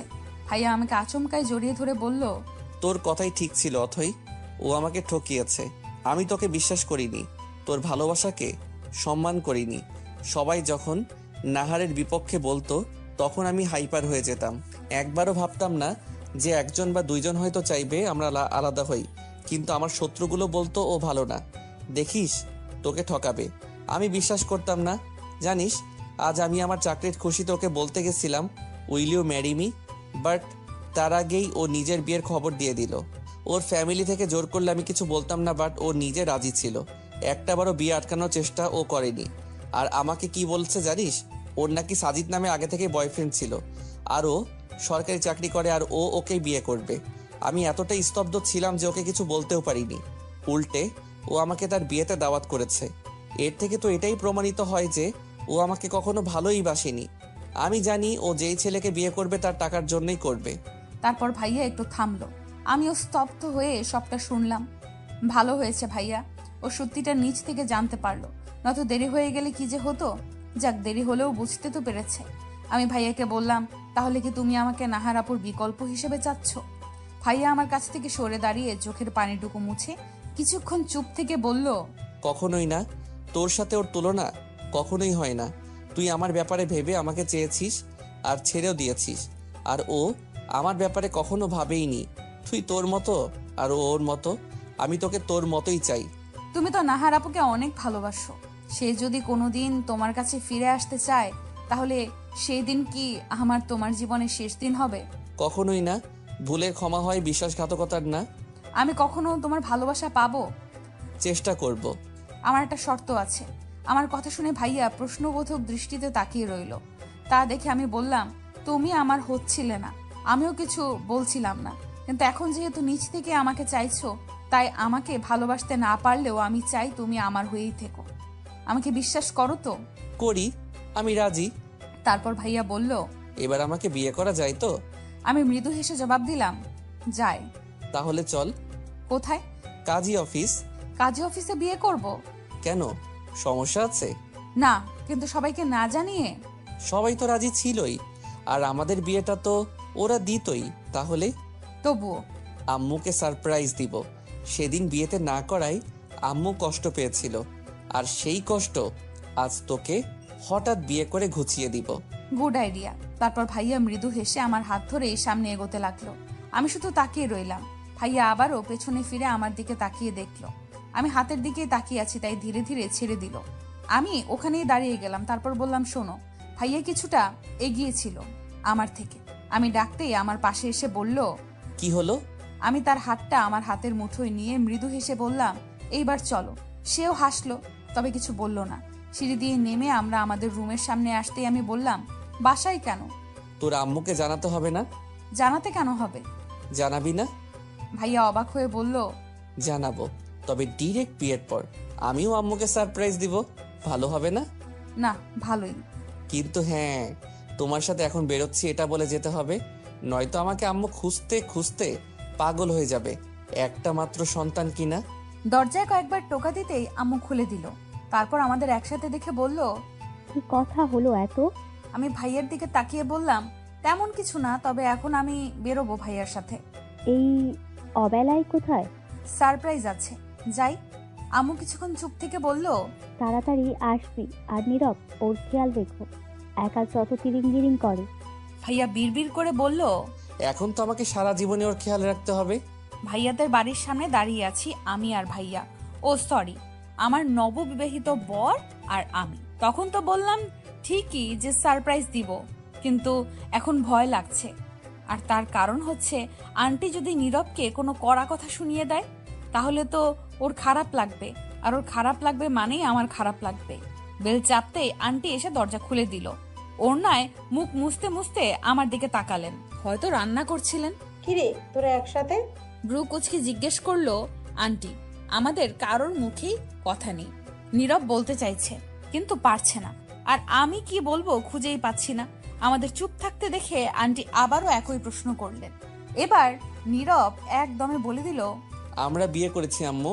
কথাটা শুনে আন্টি কিছুক্ষণ আমাদের দুইজনের দিকে তাকিয়ে বললেন, তোরা আর মস্করা করার সময় পেলি না? মানুষ পেলি না, নাকি বিষয় পেলি না? আই অ্যাম সিরিয়াস আম্মু। এবার আন্টি আমাদের দিকে এমন করে তাকালেন যেন যায় যায় অবস্থা। তারপর বললেন, তোদের বিয়ে তো এমনিতেও দিচ্ছিলাম, তোরাই তো করলি না, এখন আবার এগুলো কি বলিস? এইবার আমি মুখ খুললাম, আন্টি ঘরে চলো, আমি তোমাকে সব বুঝিয়ে দিচ্ছি। কি বুঝাবি? আরে চলোই না। তারপর আন্টিকে রুমে নিয়ে এলাম। তোরা কি সত্যি বিয়ে করেছিস? হ্যাঁ আন্টি, সত্যি। তাহলে নীরবের প্রেমিকা, ওর কি হলো? নাকি তোদের বিয়ে করার ইচ্ছাই ছিল, শুধু শুধু আমাদের টেনশন দিলি? ওর প্রেমিকা ওকে ঠকিয়েছে। কি মানে? তারপর আন্টিকে আমি সবটা বললাম। এটাও বললাম যে তার ছেলে চাকরি পেয়ে গিয়েছে, সবটা শুনে আন্টি বলল, তাহলে তো নীরব তোকে ওর প্রেমিকা নেই বলে বিয়ে করেছে। সে যদি ফিরে আসে? বিয়ে করার আগে শর্ত দিয়েছিলাম, তার জীবনে আগে যা ছিল তার পরও আমি করি না, কিন্তু তার বর্তমান আর ভবিষ্যৎ জুড়ে যেন আমিই থাকি। সেও সবটা মেনে নিয়েছে। তুমি শুকরিয়া করো, বড় কিছু হওয়ার আগে সে সবটা জানতে পেরেছে। এই জন্যই বলে আল্লাহ যা করেন ভালোর জন্যই করেন, কিন্তু ও যত বিশ্বাসঘাতকতাই করুক, এইটা একটা সময় তোমার ছেলে ওকে ভালোবাসতো, তাই এত তাড়াতাড়ি ও ওকে ভুলতে পারবে না, আর তাই আমাদের ওকে সময় দিতে হবে। আর তুমিও ওকে এ নিয়ে কোনো কথা বলো না। ও যে সবটা ভুলে নতুন করে বাঁচতে চেয়েছে, মুভ অন করতে পেরেছে, এটা কিন্তু সবাই পারে না। ওর কাজের জন্য অনুতপ্ত, আর এটাও ভালো মতো বুঝেছে যে নাহার আপু বিশ্বাসঘাতক, তার কোনো ক্ষমা হয় না। এত ভুলের মাঝেও তুই নীরবকে ক্ষমা করে দিলি? ওকে কিছুদিন শাস্তি দেওয়া উচিত ছিল, তারপর মেনে না। না গো, তখন তো শাকচুন্নি আবার নিয়ে যেত আমার বরকে। একটার থেকে তো আল্লাহ বাঁচিয়েছেন। আর সত্যি বলতে তার চেহারার দিকে তাকিয়ে আমার প্রচুর মায়াও লাগছিল। আর আমি তো তোমাকে বলেছিলাম, যেদিন সে আমাকে মন থেকে বিয়ে করতে চাইবে সেদিন আমি আর দুবার ভাববো না। আর ক্ষমা করা তো মহৎ গুণ। তুমিও ক্ষমা করে দাও আর মেনে নাও আমাদের। যে আমার ছেলের জন্য বিয়ের আগে এতটা ভেবেছে সেটা তুই, আর তাই তোকে আমার এত ভালো লাগে। আন্টির কথায় আমি মৃদু হাসলাম। তারপর আন্টি বলল, তোর মা জানে এত কাণ্ডের কথা? আমি ঠোঁট উল্টে বললাম, তোমার ছেলে তোমাকে খুশি করার জন্য আমাকে কাজী অফিস গিয়ে বিয়ে করেছে, আর আমিও তার কথায় তাল মিলিয়ে আম্মুকে সারপ্রাইজ দিব বলে কিছু বলিনি। তাহলে বাসায় চল। মানে কি, নতুন বউকে বাড়ি থেকে বের করে দিচ্ছ? তা দিব কেন? আর তোদের বিয়ের কথা আমরা তিনজন ছাড়া আর কেই বা জানে, তাই তোদের আবার বিয়ে দিব, আর সেটা হবে সবার উপস্থিতিতে। তাহলে এখন তোদের বাসায় যাব। আমাদের বাসায় পৌঁছে আম্মু দরজা খুলে আমাকে আন্টির সাথে দেখে ব্রু কুচকালো। হয়তো ভাবছি গেলাম নীরবের সাথে আর ফিরছি আন্টির সাথে, তাহলে সারপ্রাইজ কই? কিরে, তোর আন্টি তোর সারপ্রাইজ নাকি? কিরে হেনা? আমি সারপ্রাইজ না, আমাদের ছেলে মেয়ে আমাদের আরো বড় সারপ্রাইজ দিয়েছে। মানে? মানে ওরা বিয়ে করে ফেলেছে। আম্মু হা করে আন্টির দিকে, তারপর আমার দিকে তাকিয়ে বলল। মানে কিভাবে? তারপর আন্টি আম্মুকে সব বলল, আমাদের বিয়ের কথা, আর বিয়ে কেন হলো এটাও, আবার আমাদের বিয়ের আয়োজন করা হবে এটাও বলল। আন্টি যেতেই আম্মু বলল, তুই কি আসলেই? আমি হালকা হেসে বললাম, আমি তো আগেই রাজি ছিলাম, শুধু নীরব যে নিজের ভুল বুঝতে পেরেছে এটাই অনেক। বিয়ে ভাঙার পর তো তোমারও মুড অফ ছিল, তাই যখন ও বিয়ের কথা বলল তখন আর না করতে পারি। নাহার আপু তার বিয়ের কার্ড নীরবের বাসায় পৌঁছিয়েছে। নীরব তখন বাসায় ছিল না, ও আজকে জয়েন করেছে। কার্ডটা আন্টি পেয়েছে, তারপর আমাকে জানিয়েছে 1 সপ্তাহ পরে বিয়ে তার। সেই হিসাবে আমাদের যাওয়া উচিত, আর সেই জন্য আন্টিকে বলেছি যাতে আমাদের বিয়েটা এই 1 সপ্তাহের মধ্যেই হয়ে যায়। নাহার আপুর যাতে কিছুতেই মনে না হয় তার দেওয়া ছ্যাঁকার জ্বালায় নীরব কষ্ট পেয়েছে। যদিও পেয়েছে, তবুও আমাদের এমনটা বোঝাতে হবে যে সে তার মতোই সুখে আছে আর বিয়েও করে ফেলেছে, তাও আবার তার আগেই। না হলে বিয়ের খুশির সাথে এই খুশিতেও নাহার আপু গদগদ হয়ে যাবে। বিকেলে নীরবদের বাসায় যাওয়ার কথা আছে আমার, মানে আমি ঠিক করেছি যাব। আমার মনে হয়েছিল নাহার আপু শুধু কথার কথা বলেছে বিয়ের দাওয়াত দিবে, কিন্তু সত্যি যে এরকম করবে ভাবিনি। নীরবের উপর এর প্রভাব কেমন হবে সেটা হয়তো জানি না, তবে খুব একটা যে ভালো হবে না সেটা তো জানা আছে। গিয়ে বেল চাপতেই নীরব এসে দরজা খুলে দিল। আমার তো হার্টবিট মিস করছে, হয়তো মাত্রই ফিরে হাত মুখ ধুয়েছে, এখনো চেহারায় পানি জমে আছে। আমাকে দেখে নীরব বলল, অথই এই সময় আয় ভেতরে। আমি ভেতরে যেতেই নীরব দরজা লাগিয়ে দিল। কি বলে কথা শুরু করব বুঝলাম না। নীরব তার ঘরের দিকে যেতে যেতে বলল, কোনো কাজ ছিল? নীরবের কোনো টেনশন নাই, তার মানে এখনো সে জানে না। আমি বললাম, আন্টি কই? রান্নাঘরে। এই জন্যই নীরব দরজা খুলতে এসেছিল। আমিও বলে রান্নাঘরের দিকে আসলাম। আন্টি আমাকে দেখে বলল, কিভাবে নীরবকে এসব বলি বলতো? আমিও তো সেটাই ভাবছি, সোজাসুজি তো আর বলতে পারবো না, না হলে সে নাওয়া খাওয়া ছেড়ে বসে থাকবে। তারপর আবার নতুন চাকরি পেয়েছে সে, এখন ঠিক মতো না গেলে তাকে ঘাট ধাক্কা দিয়ে বের করে দিবে। আন্টি চুলাটা বন্ধ করে কাপের মধ্যে চা ঢালতে ঢালতে বলল, তা তো ভাববার বিষয়। 1 মিনিট, চাটা আমাকে দাও। খাবি? আরে না, তোমার ছেলের জন্য কি না। হুম। আগে বলো বিয়ের কার্ডটা কোথায় আছে, বাকিটা আমি সামলে নিচ্ছি। তুমি শুধু তোমার ঘরে চুপচাপ বসে থাকো, নয়তো বাইরে চলে যাও কিছু সময়ের জন্য। যখন ফিরে আসবে তখন দেখবে সবটা করে ফেলেছি। আর বিয়ে কিন্তু 1 সপ্তাহের মধ্যেই শেষ করতে হবে। আচ্ছা ধর, এমনিতেও বাসায় মন টিকছে না, আমি বরং পাশের বাসা থেকে ঘুরে আসি। তাই যাও। চায়ের কাপটা হাতে নিয়ে হালকাভাবে দরজা খুলে দেখি নীরব আছে কিনা। না, দেখা যাচ্ছে না। কই গেল? আমি ঢুকে এদিক ওদিক তাকাতেই পেছন থেকে নীরবের শব্দ শোনা গেল। কারে খুঁজিস? ওর হঠাৎ কথা শুনে আমি ভয় পেয়ে যাই। হালকা সাহস নিয়ে পেছনে ঘুরে তার সোফার দিকে এগিয়ে গিয়ে চায়ের কাপটা ইশারায় নিতে বলে বললাম, তোমার ঘরে আর কাকে খুঁজবো? সে চায়ের কাপ হাতে নিয়ে বলল, আর কিছু? সব সময় কি কিছু থাকা লাগবে? এমনি আসতে পারি না? পারিস তো। আমি তার দিকে এগিয়ে গিয়ে তার থেকে কিছুটা দূরত্ব রেখে সোফায় বসে বললাম, চা শেষ করো, কথা আছে। কিসের কথা? আগে চুপচাপ খাও, খাইতে খাইতে কথা বলতে হয় না। এবার নীরব চুপচাপ নিজের চা শেষ করে পাশে টি টেবিলে চায়ের খালি কাপটা রেখে বলল, বল। বলছি যে আমরা বিয়ে করব কবে? কালকেই না করলাম? সেটা তো আর মানুষ জানে না। আচ্ছা, তো এখন আমি কি করব? আন্টি যে তারিখ ঠিক করবে সেই তারিখে পুনরায় বিয়ে করবে। আচ্ছা। তুমি আমাকে মন থেকে মানো? না মানার কি আছে? তাহলে একটা কথা রাখবে? কি? আমি উঠে নীরবের ড্রেসিং টেবিলের উপর থেকে বিয়ের কার্ডটা নিয়ে নীরবের হাতে ধরিয়ে পড়তে বললাম। সে আমাকে ইশারায় জিজ্ঞেস করলো, এটা কি? আমি বললাম, পড়লেই বুঝতে পারবে। পুরোটা পড়ে নীরবের চোখ মুখে অন্ধকার দেখা দিল। ও চুপচাপ কার্ডটা আগের মতো ভাঁজ করে পাশের টেবিলে রেখে দিল। আমি চুপচাপ গিয়ে ওর পাশে বসলাম, তবে আগের চেয়ে দূরত্ব কম রেখে। তো এখন কি চাস তুই? আমি চাই আমরা ওই বিয়েতে যাই। আমাকে মারতে চাস তুই? আমি কিভাবে যাব? নিজেকে কন্ট্রোল করব কিভাবে? তোমার এই করুণ অবস্থা, দুঃখী চেহারা দেখার জন্যই তো নাহার আপু তোমাকে দাওয়াত করেছে। এখন তুমিও যদি দেবদাসের মতো কষ্ট পাও, না যাও, তাহলে সে বুঝবে সে তার কাজে সফল। অন্যকে কষ্ট দিয়ে সে সুখী আছে, তার এটাই মনে হবে। তুমি কি এটাই চাও? কিন্তু ও যখন অন্য কারোর সাথে হেসে হেসে কথা বলবে, আমার সামনে অন্য কারো হয়ে যাবে, আমি কিভাবে নিব? এই জন্যই আমরা যাব অ্যাজ আ কাপল। আজ আমাদের বিয়ে, যেমনটা চেয়েছিলাম তেমনই। নাহার আপু বিয়ের আগে আমাদের বিয়েটা সম্পূর্ণ হবে। পার্থক্য শুধু এইটুকুই যে আগের মতো শুধু পরিবারের সদস্যরা থাকবে না, আরও থাকবে কিছু আত্মীয় স্বজন। নীরব আগের মতো প্রাণবন্ত না থাকলেও খুব একটা মন মরা নেই। হয়তো বুঝে গেছে ভালোবাসলেই পেতে হবে এমনটা না। প্রথমবারের মতো নীরবের ঘরটা এত আপন লাগছে। এখন কোনো কিছু ধরতে গেলে আমাকে আর পারমিশন নেওয়া লাগবে না, সবটাই আমারও সমান অধিকার। হ্যাঁ, বিয়ে শেষে এখন আমি নীরবের ঘরে। একটু আগে এসেছি এই ঘরে, যদিও বারবার দেখেছি ঘরটা, তবুও কেন যেন আজ খুঁটিয়ে খুঁটিয়ে দেখতে ইচ্ছে করছে। অপেক্ষা শুধু নীরবের আসার। যদিও খুব একটা ভারী সাজ নেই, তবুও সবটা পাল্টে নিতে হবে, কারণ এই পোশাকে শান্তিতে ঘুমোতে পারবো না। চুপচাপ সবটা পাল্টে চোখে মুখে পানি দিয়ে নীরবের ব্যালকনিতে আসলাম। বসার জন্য দোলনা রয়েছে আর ছোট ছোট টব ঝুলিয়ে রাখা আছে। শীতল হাওয়া গায়ে এসে মাঝে মাঝে লাগছে। ফ্যানের কৃত্রিম বাতাস থেকে প্রাকৃতিক বাতাস অনেক ভালো। এই শান্ত পরিবেশে একটা গান ধরাই যায়। কি গান গাই? তোমার ইচ্ছেগুলো, তোমার ইচ্ছেগুলো ইচ্ছে হলেই আমায় দিতে পারো। আমার ভালো লাগা ভালোবাসা তোমায় দেব আরো। তোমার ইচ্ছেগুলো,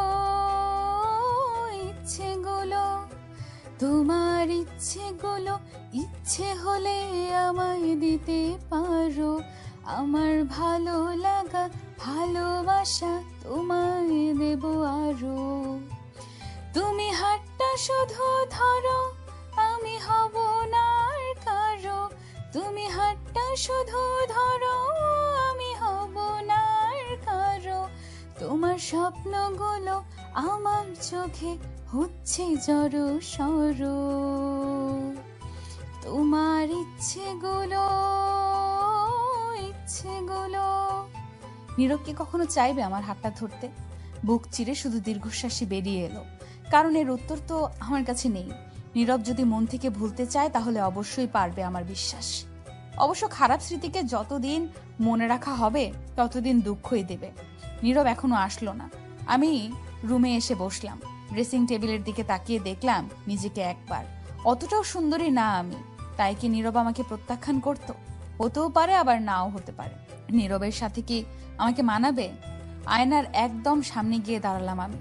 রূপ লাবণ্যকে তেমন একটা মূল্যায়ন না দিলেও আজ কেন যেন সেই জিনিসটারই কমতি লাগছে। এর মাঝে নীরব আসলো। আমি তখনও আয়নায় নিজেকে দেখতে ব্যস্ত। আওয়াজ পেয়ে পেছনে ফিরলাম আমি। নীরবের দিকে এগিয়ে গিয়ে দরজাটা লাগিয়ে তার দিকে তাকিয়ে বললাম, আমি সুন্দর না বলেই তুমি আমাকে প্রত্যাখ্যান করতে, তাই না? নীরব আমার কাছ থেকে হয়তো এই মুহূর্তে এই প্রশ্ন আশা করেনি। হঠাৎ কেন এমন প্রশ্ন করছি তাও হয়তো মেলাতে পারছে না সে। কিছুক্ষণ চুপ থেকে বলল, আমি কোনোদিনই মানুষকে রূপ দিয়ে বিচার করিনি, তোকেও না। এই কথায় মনে অল্প একটু আশা জাগলো। আমি একটু স্বাভাবিক হয়ে মাথা নিচু করে বললাম, ফ্রেশ হয়ে নাও। নীরবও তার কাপড় নিয়ে বাথরুমে চলে গেল। মাথা নিচু করেছিলাম চোখের পানি আড়াল করতে।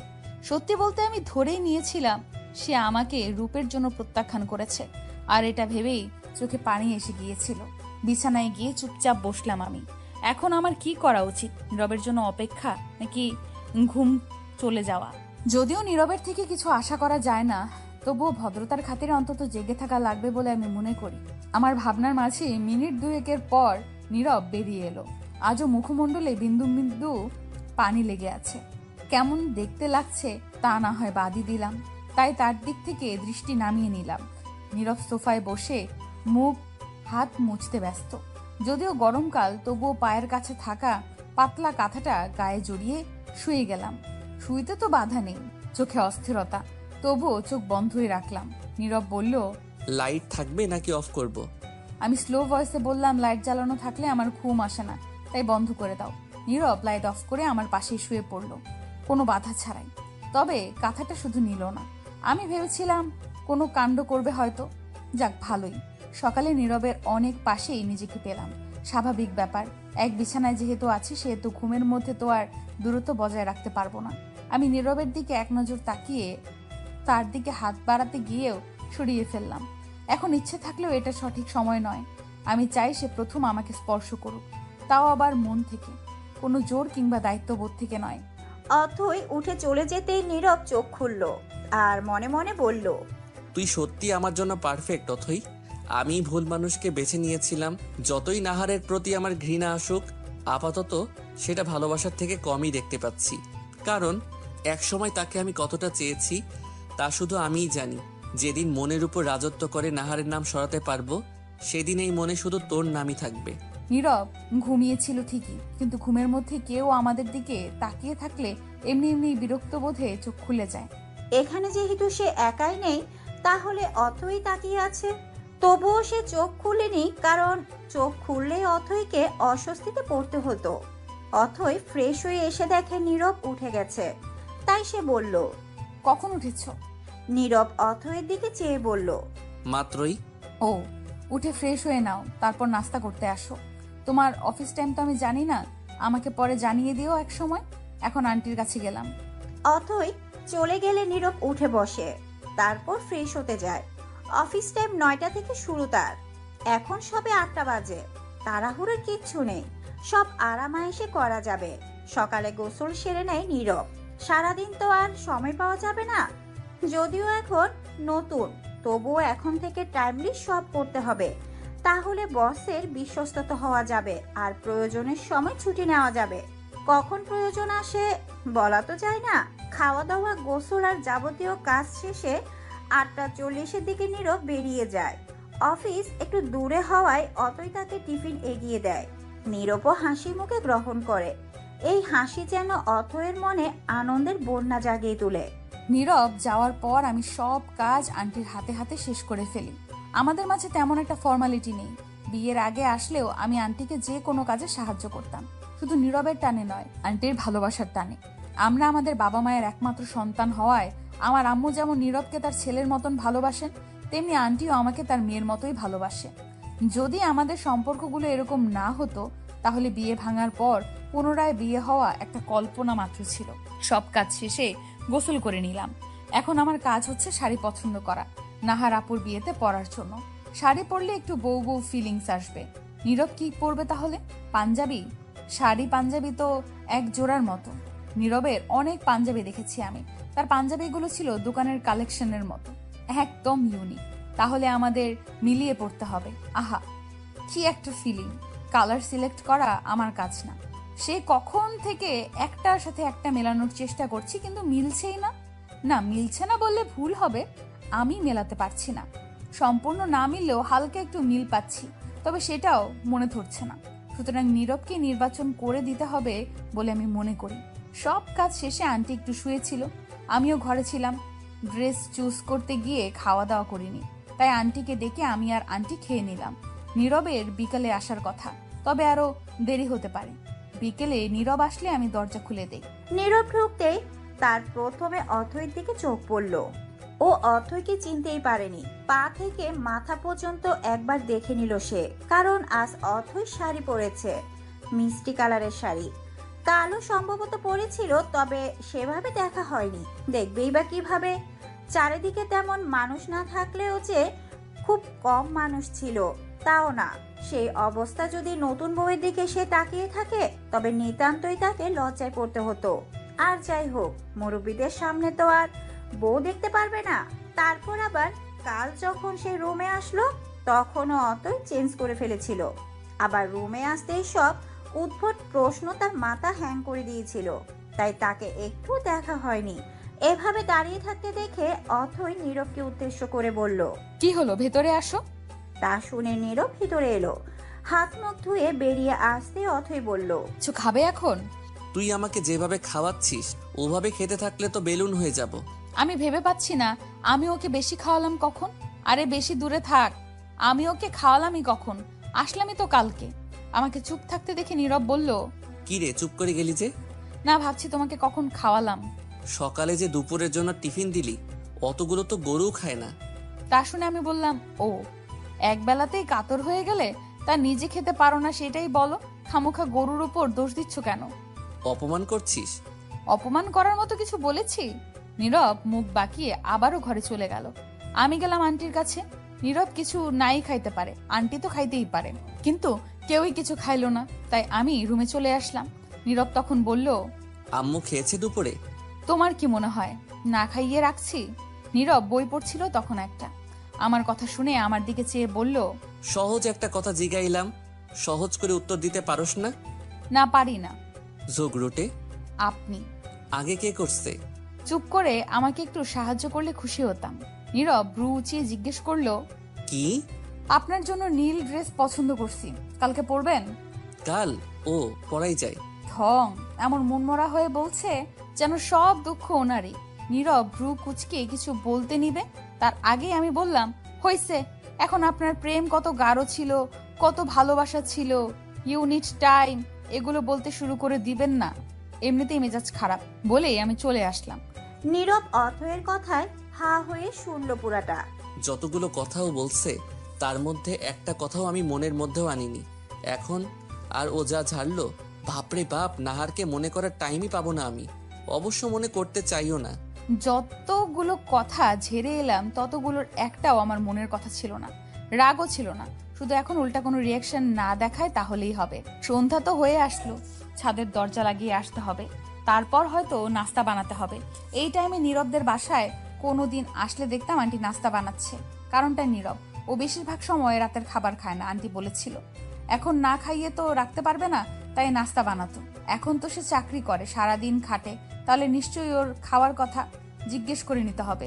না হলে আবার নাস্তা বানাতে হবে। বানাতে হলে আন্টিকে কিছু করতে দিব না। এখন আমি আছি না, আন্টি কি করছে এখন? ঘুমোচ্ছে হয়তো। যাই হোক, নীরবের কাছে গিয়ে তাকে জিজ্ঞেস করতে হবে, এই যে কি নাস্তা খাবেন নাকি রাতের খাবার? যেটা মন চাই বানিয়ে ফেল। হ্যাঁ, আপনি খুব শোনেন তো আমার কথা। বানিয়ে ফেলবো, তারপর আপনি বলবেন মুড নাই, তখন আমি কি করব? আহা, দেখোস না কাজ করি, তার মধ্যে আবার নাস্তা নাস্তা করস কিল্লাই। তো করব না, যখন পছন্দ হবে না খাবার তখন সারা রাত খিদার জ্বালায় মরবা, ওইটা ভাল লাগবে? নাস্তা কর। ধরো তোমার নাস্তা। আমার কথায় নীরব আমার দিকে ফিরে তাকালো। তুই এত তাড়াতাড়ি কাজ শেষ করে ফেলেছিস? কচু করেছি।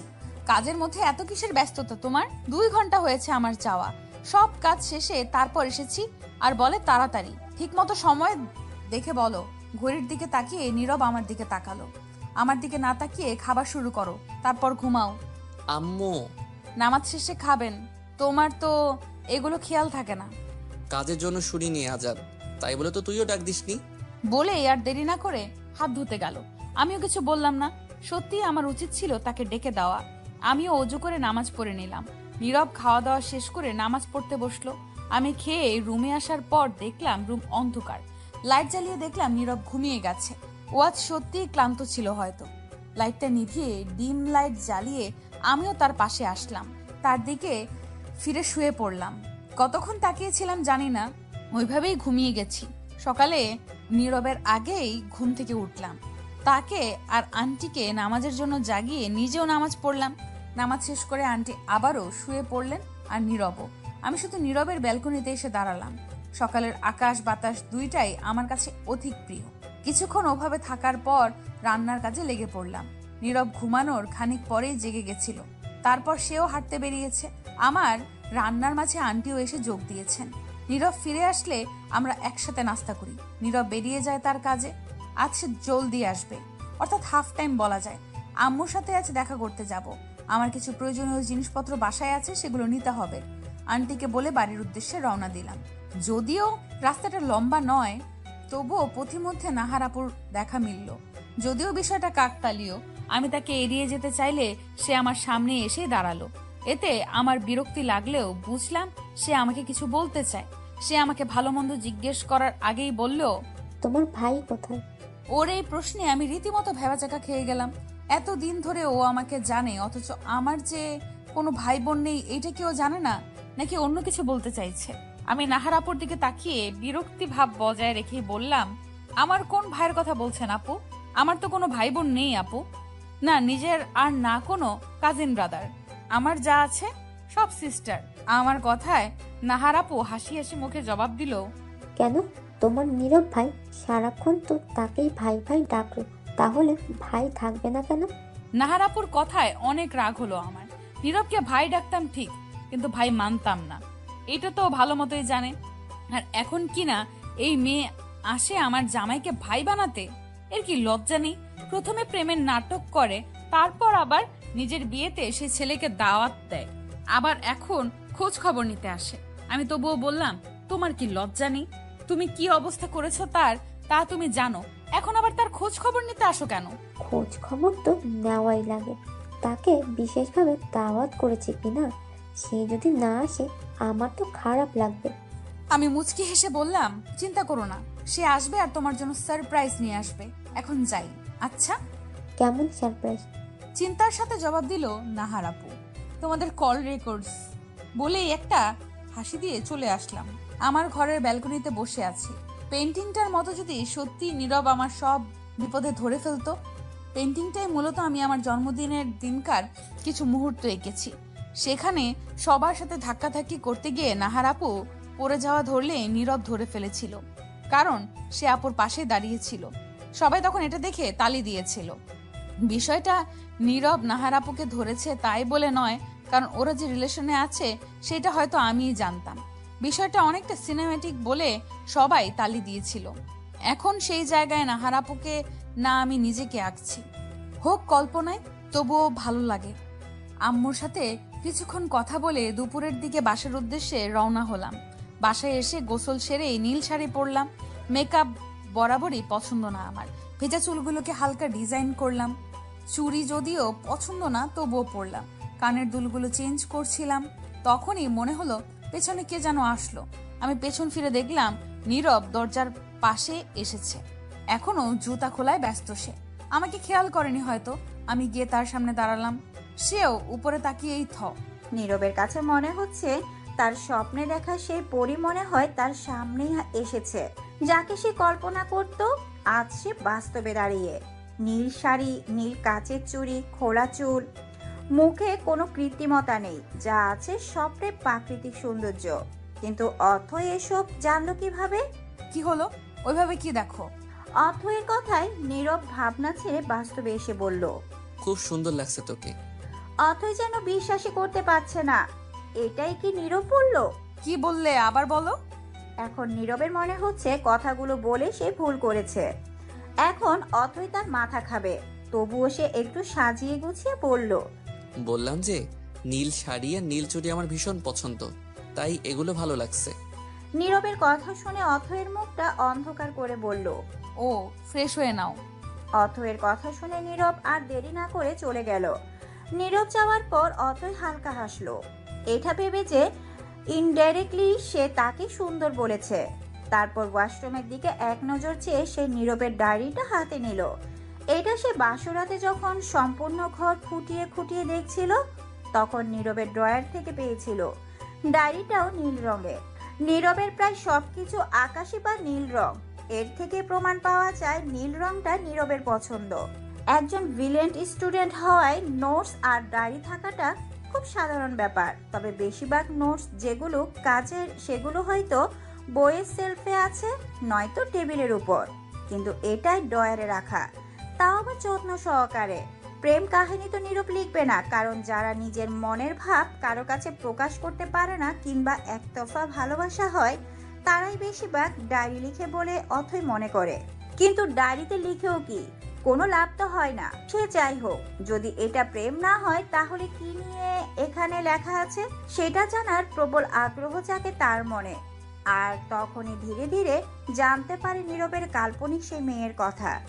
সেখানে কিন্তু ও কারো নাম উল্লেখ করেনি, তাই নীল ড্রেসই পরে বাছাই করে দুজনের জন্য, আর আজও সেভাবেই সেজেছে। অন্য তেমন গুরুত্বপূর্ণ কিছু পায়নি সেই ডায়েরির মধ্যে। যা আছে তা হচ্ছে নীরবের কয়েকটা ইচ্ছা, যা সে তার কাল্পনিক সঙ্গীকে কল্পনা করে লিখেছে। তাই অথই আর সেদিক পড়েনি।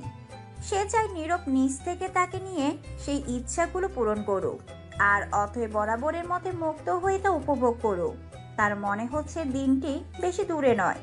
ডায়েরিটা আবার আগের জায়গায় রেখে অথই চুপটি করে বসলো। নীরব এখনই শাওয়ার নিয়ে বেরিয়ে আসবে হয়তো। অথই ব্যালকনিতে গিয়ে চুপচাপ দাঁড়িয়ে রইল। তার মিনিট দুয়েক পরে নীরব বেরিয়ে আসলো। পরনে রয়েছে নীল পাঞ্জাবি, উপর দিয়ে লাল কোটি আর সাদা পায়জামা। চুলে হাত বুলাতে বুলাতে নীরব এগিয়ে আসলো অথয়ের দিকে। নীরবকে এক নজর দেখে অথই মুগ্ধ হলো। যতটা ভেবেছিল তার চেয়েও বেশি সুন্দর দেখাচ্ছে তাকে। নীরব ভ্রু উঁচিয়ে তাকিয়ে আছে তার দিকে, অথচ তার খেয়ালই নেই। নীরব জিজ্ঞেস করলো, কি দেখিস ওভাবে? তোমাকে। আনমনে উত্তর দিল অথই। নীরব মুচকি হেসে এগিয়ে গেল তার দিকে। তারপর গ্রিলে হেলান দিয়ে বুকে দুই হাত গুজে জিজ্ঞেস করলো, তাই? নীরবের এমন নেশাত্মক কণ্ঠস্বর শুনে অথয়ের অপ্রস্তুত হয়ে পড়ল। তারপর নীরবের দিকে চেয়ে দেখলো সে এখনো আগে নিয়ে দাঁড়িয়ে আছে, আর ঠোঁটের কোণে মুচকি হাসি বিদ্যমান রয়েছে। এতেই যেন অথয়ের ঘায়েল হয়ে পড়েছে।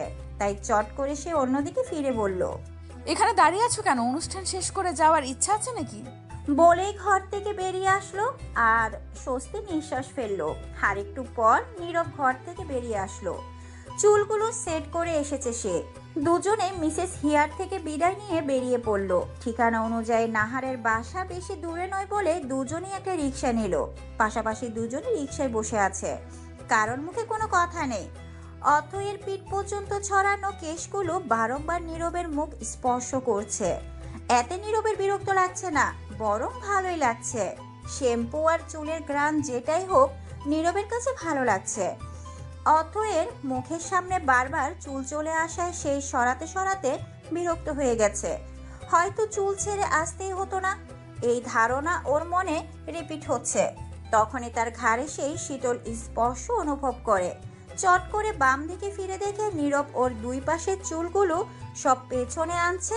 তারপর হাত দিয়ে সবগুলোকে ধরে রেখে মৃদু হেসে অথয়ের উদ্দেশ্যে বলল, আর বিরক্ত করবে না, আমি এটা ধরছি, তুই তোর শাড়ি সামলা। বলে সমান দিকে চোখ রাখলো নীরব। অথই আর আঁচলের দিকে তাকিয়ে দেখলো অনেকটাই পায়ের দিকে চলে গেছে। চুলের দিকে খেয়াল করতে গিয়ে আঁচলের দিকে খেয়ালই করেনি সেও মুচকি হেসে আঁচলটা দুই হাতে চেপে বসলো। এখন মনে হচ্ছে চুল ছেড়ে এসে ভুল করেনি সে। খোলা চুলে না আসলে এই ছোট্ট কেয়ারটা মিস করতো সে। নীরবের এই অল্প কেয়ারে হয়তো বাস্তবে অনেক রূপ ধারণ করবে। পাক্কা 10 মিনিট বাদে নীরবের রিক্সা একটা বাড়ির সামনে থামলো। হরেক রকম ফুল নিয়ে সাজানো হয়েছে গেট, আর 4 তলা বাসাটাতে লাইট ঝোলানো রয়েছে, হয়তো রাতের জন্য। রিক্সা ভাড়া মিটিয়ে সামনের দিকে এগিয়ে গেল তারা। এত এত মানুষ এখানে থাকারই কথা। সরকারি চাকরিজীবীর বিয়ে বলে কথা। যার টাকা আছে তার আত্মীয় আর লোক দেখানোর ভালোবাসার অভাব নেই। যেমন ভালোবাসা দেখাচ্ছে নাহার। ভিড়ের মাঝে বারবার লোকজনের ধাক্কা খাচ্ছে অথই। তাই না পেরে সে নীরবকে বলল, একা একা এগিয়ে না গিয়ে আমাকে সঙ্গে নিলে কি তোমার ক্ষতি হবে? ভিড়ের মাঝে হারিয়ে যাচ্ছি তো। নীরব ঘাড় ঘুরিয়ে পেছনে তাকিয়ে দেখলো অথই তার দিকে চেয়ে আছে আর মাঝে মধ্যে মানুষের দিকে বিরক্তকর দৃষ্টি নিক্ষেপ করছে। সে অথইর দিকে এগিয়ে গিয়ে তার হাত ধরে বলল, আস্ত বাচ্চাকে বিয়ে করেছি আমি, পুলিশে না ধরলেই হয়। এই কথা অথই শুনতেই বলে উঠল, বাচ্চাদের মতো কি দেখলে? এত মানুষের মাঝে ধাক্কা খাচ্ছি বলে তোমাকে ডাকলাম, না হলে অজানা জায়গায় হারিয়ে গেলে তোমাকেও খুঁজে পাবো না, বাড়ির রাস্তাও খুঁজে পাবো না। সেটাই তো, বাচ্চাদের কাজ অজানা জায়গায় তারা হারিয়ে যায়। সেই জন্য একটা বড় মানুষ পাশে থাকা দরকার। আর এই মুহূর্তে সে বড় মানুষটা আমি। কিন্তু আমি আমার চেয়ে তুই ছোট, এটাই শেষ কথা। এবার চুপটি করে এখানে বস। একটা চেয়ার দেখিয়ে বলল নীরব। অথই ওখানে বসে চারদিকে চোখ ঘুরিয়ে সবটা দেখতে লাগলো।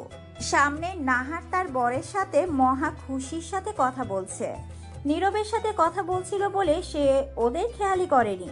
হঠাৎ তার মাথায় কালকের কথাটা আসতেই সেই চট করে হালকা চিল্লিয়ে বলল, নাহার আপু। নিজের নাম শুনে নাহার চারিদিকে চোখ ঘুরিয়ে দেখলো তার সামনে কিছুটা দূরে অথই রয়েছে। তার পাশে নীরব রয়েছে। অথৈকে দেখে তার চোখ আপনা আপনি ছোট হয়ে গেল।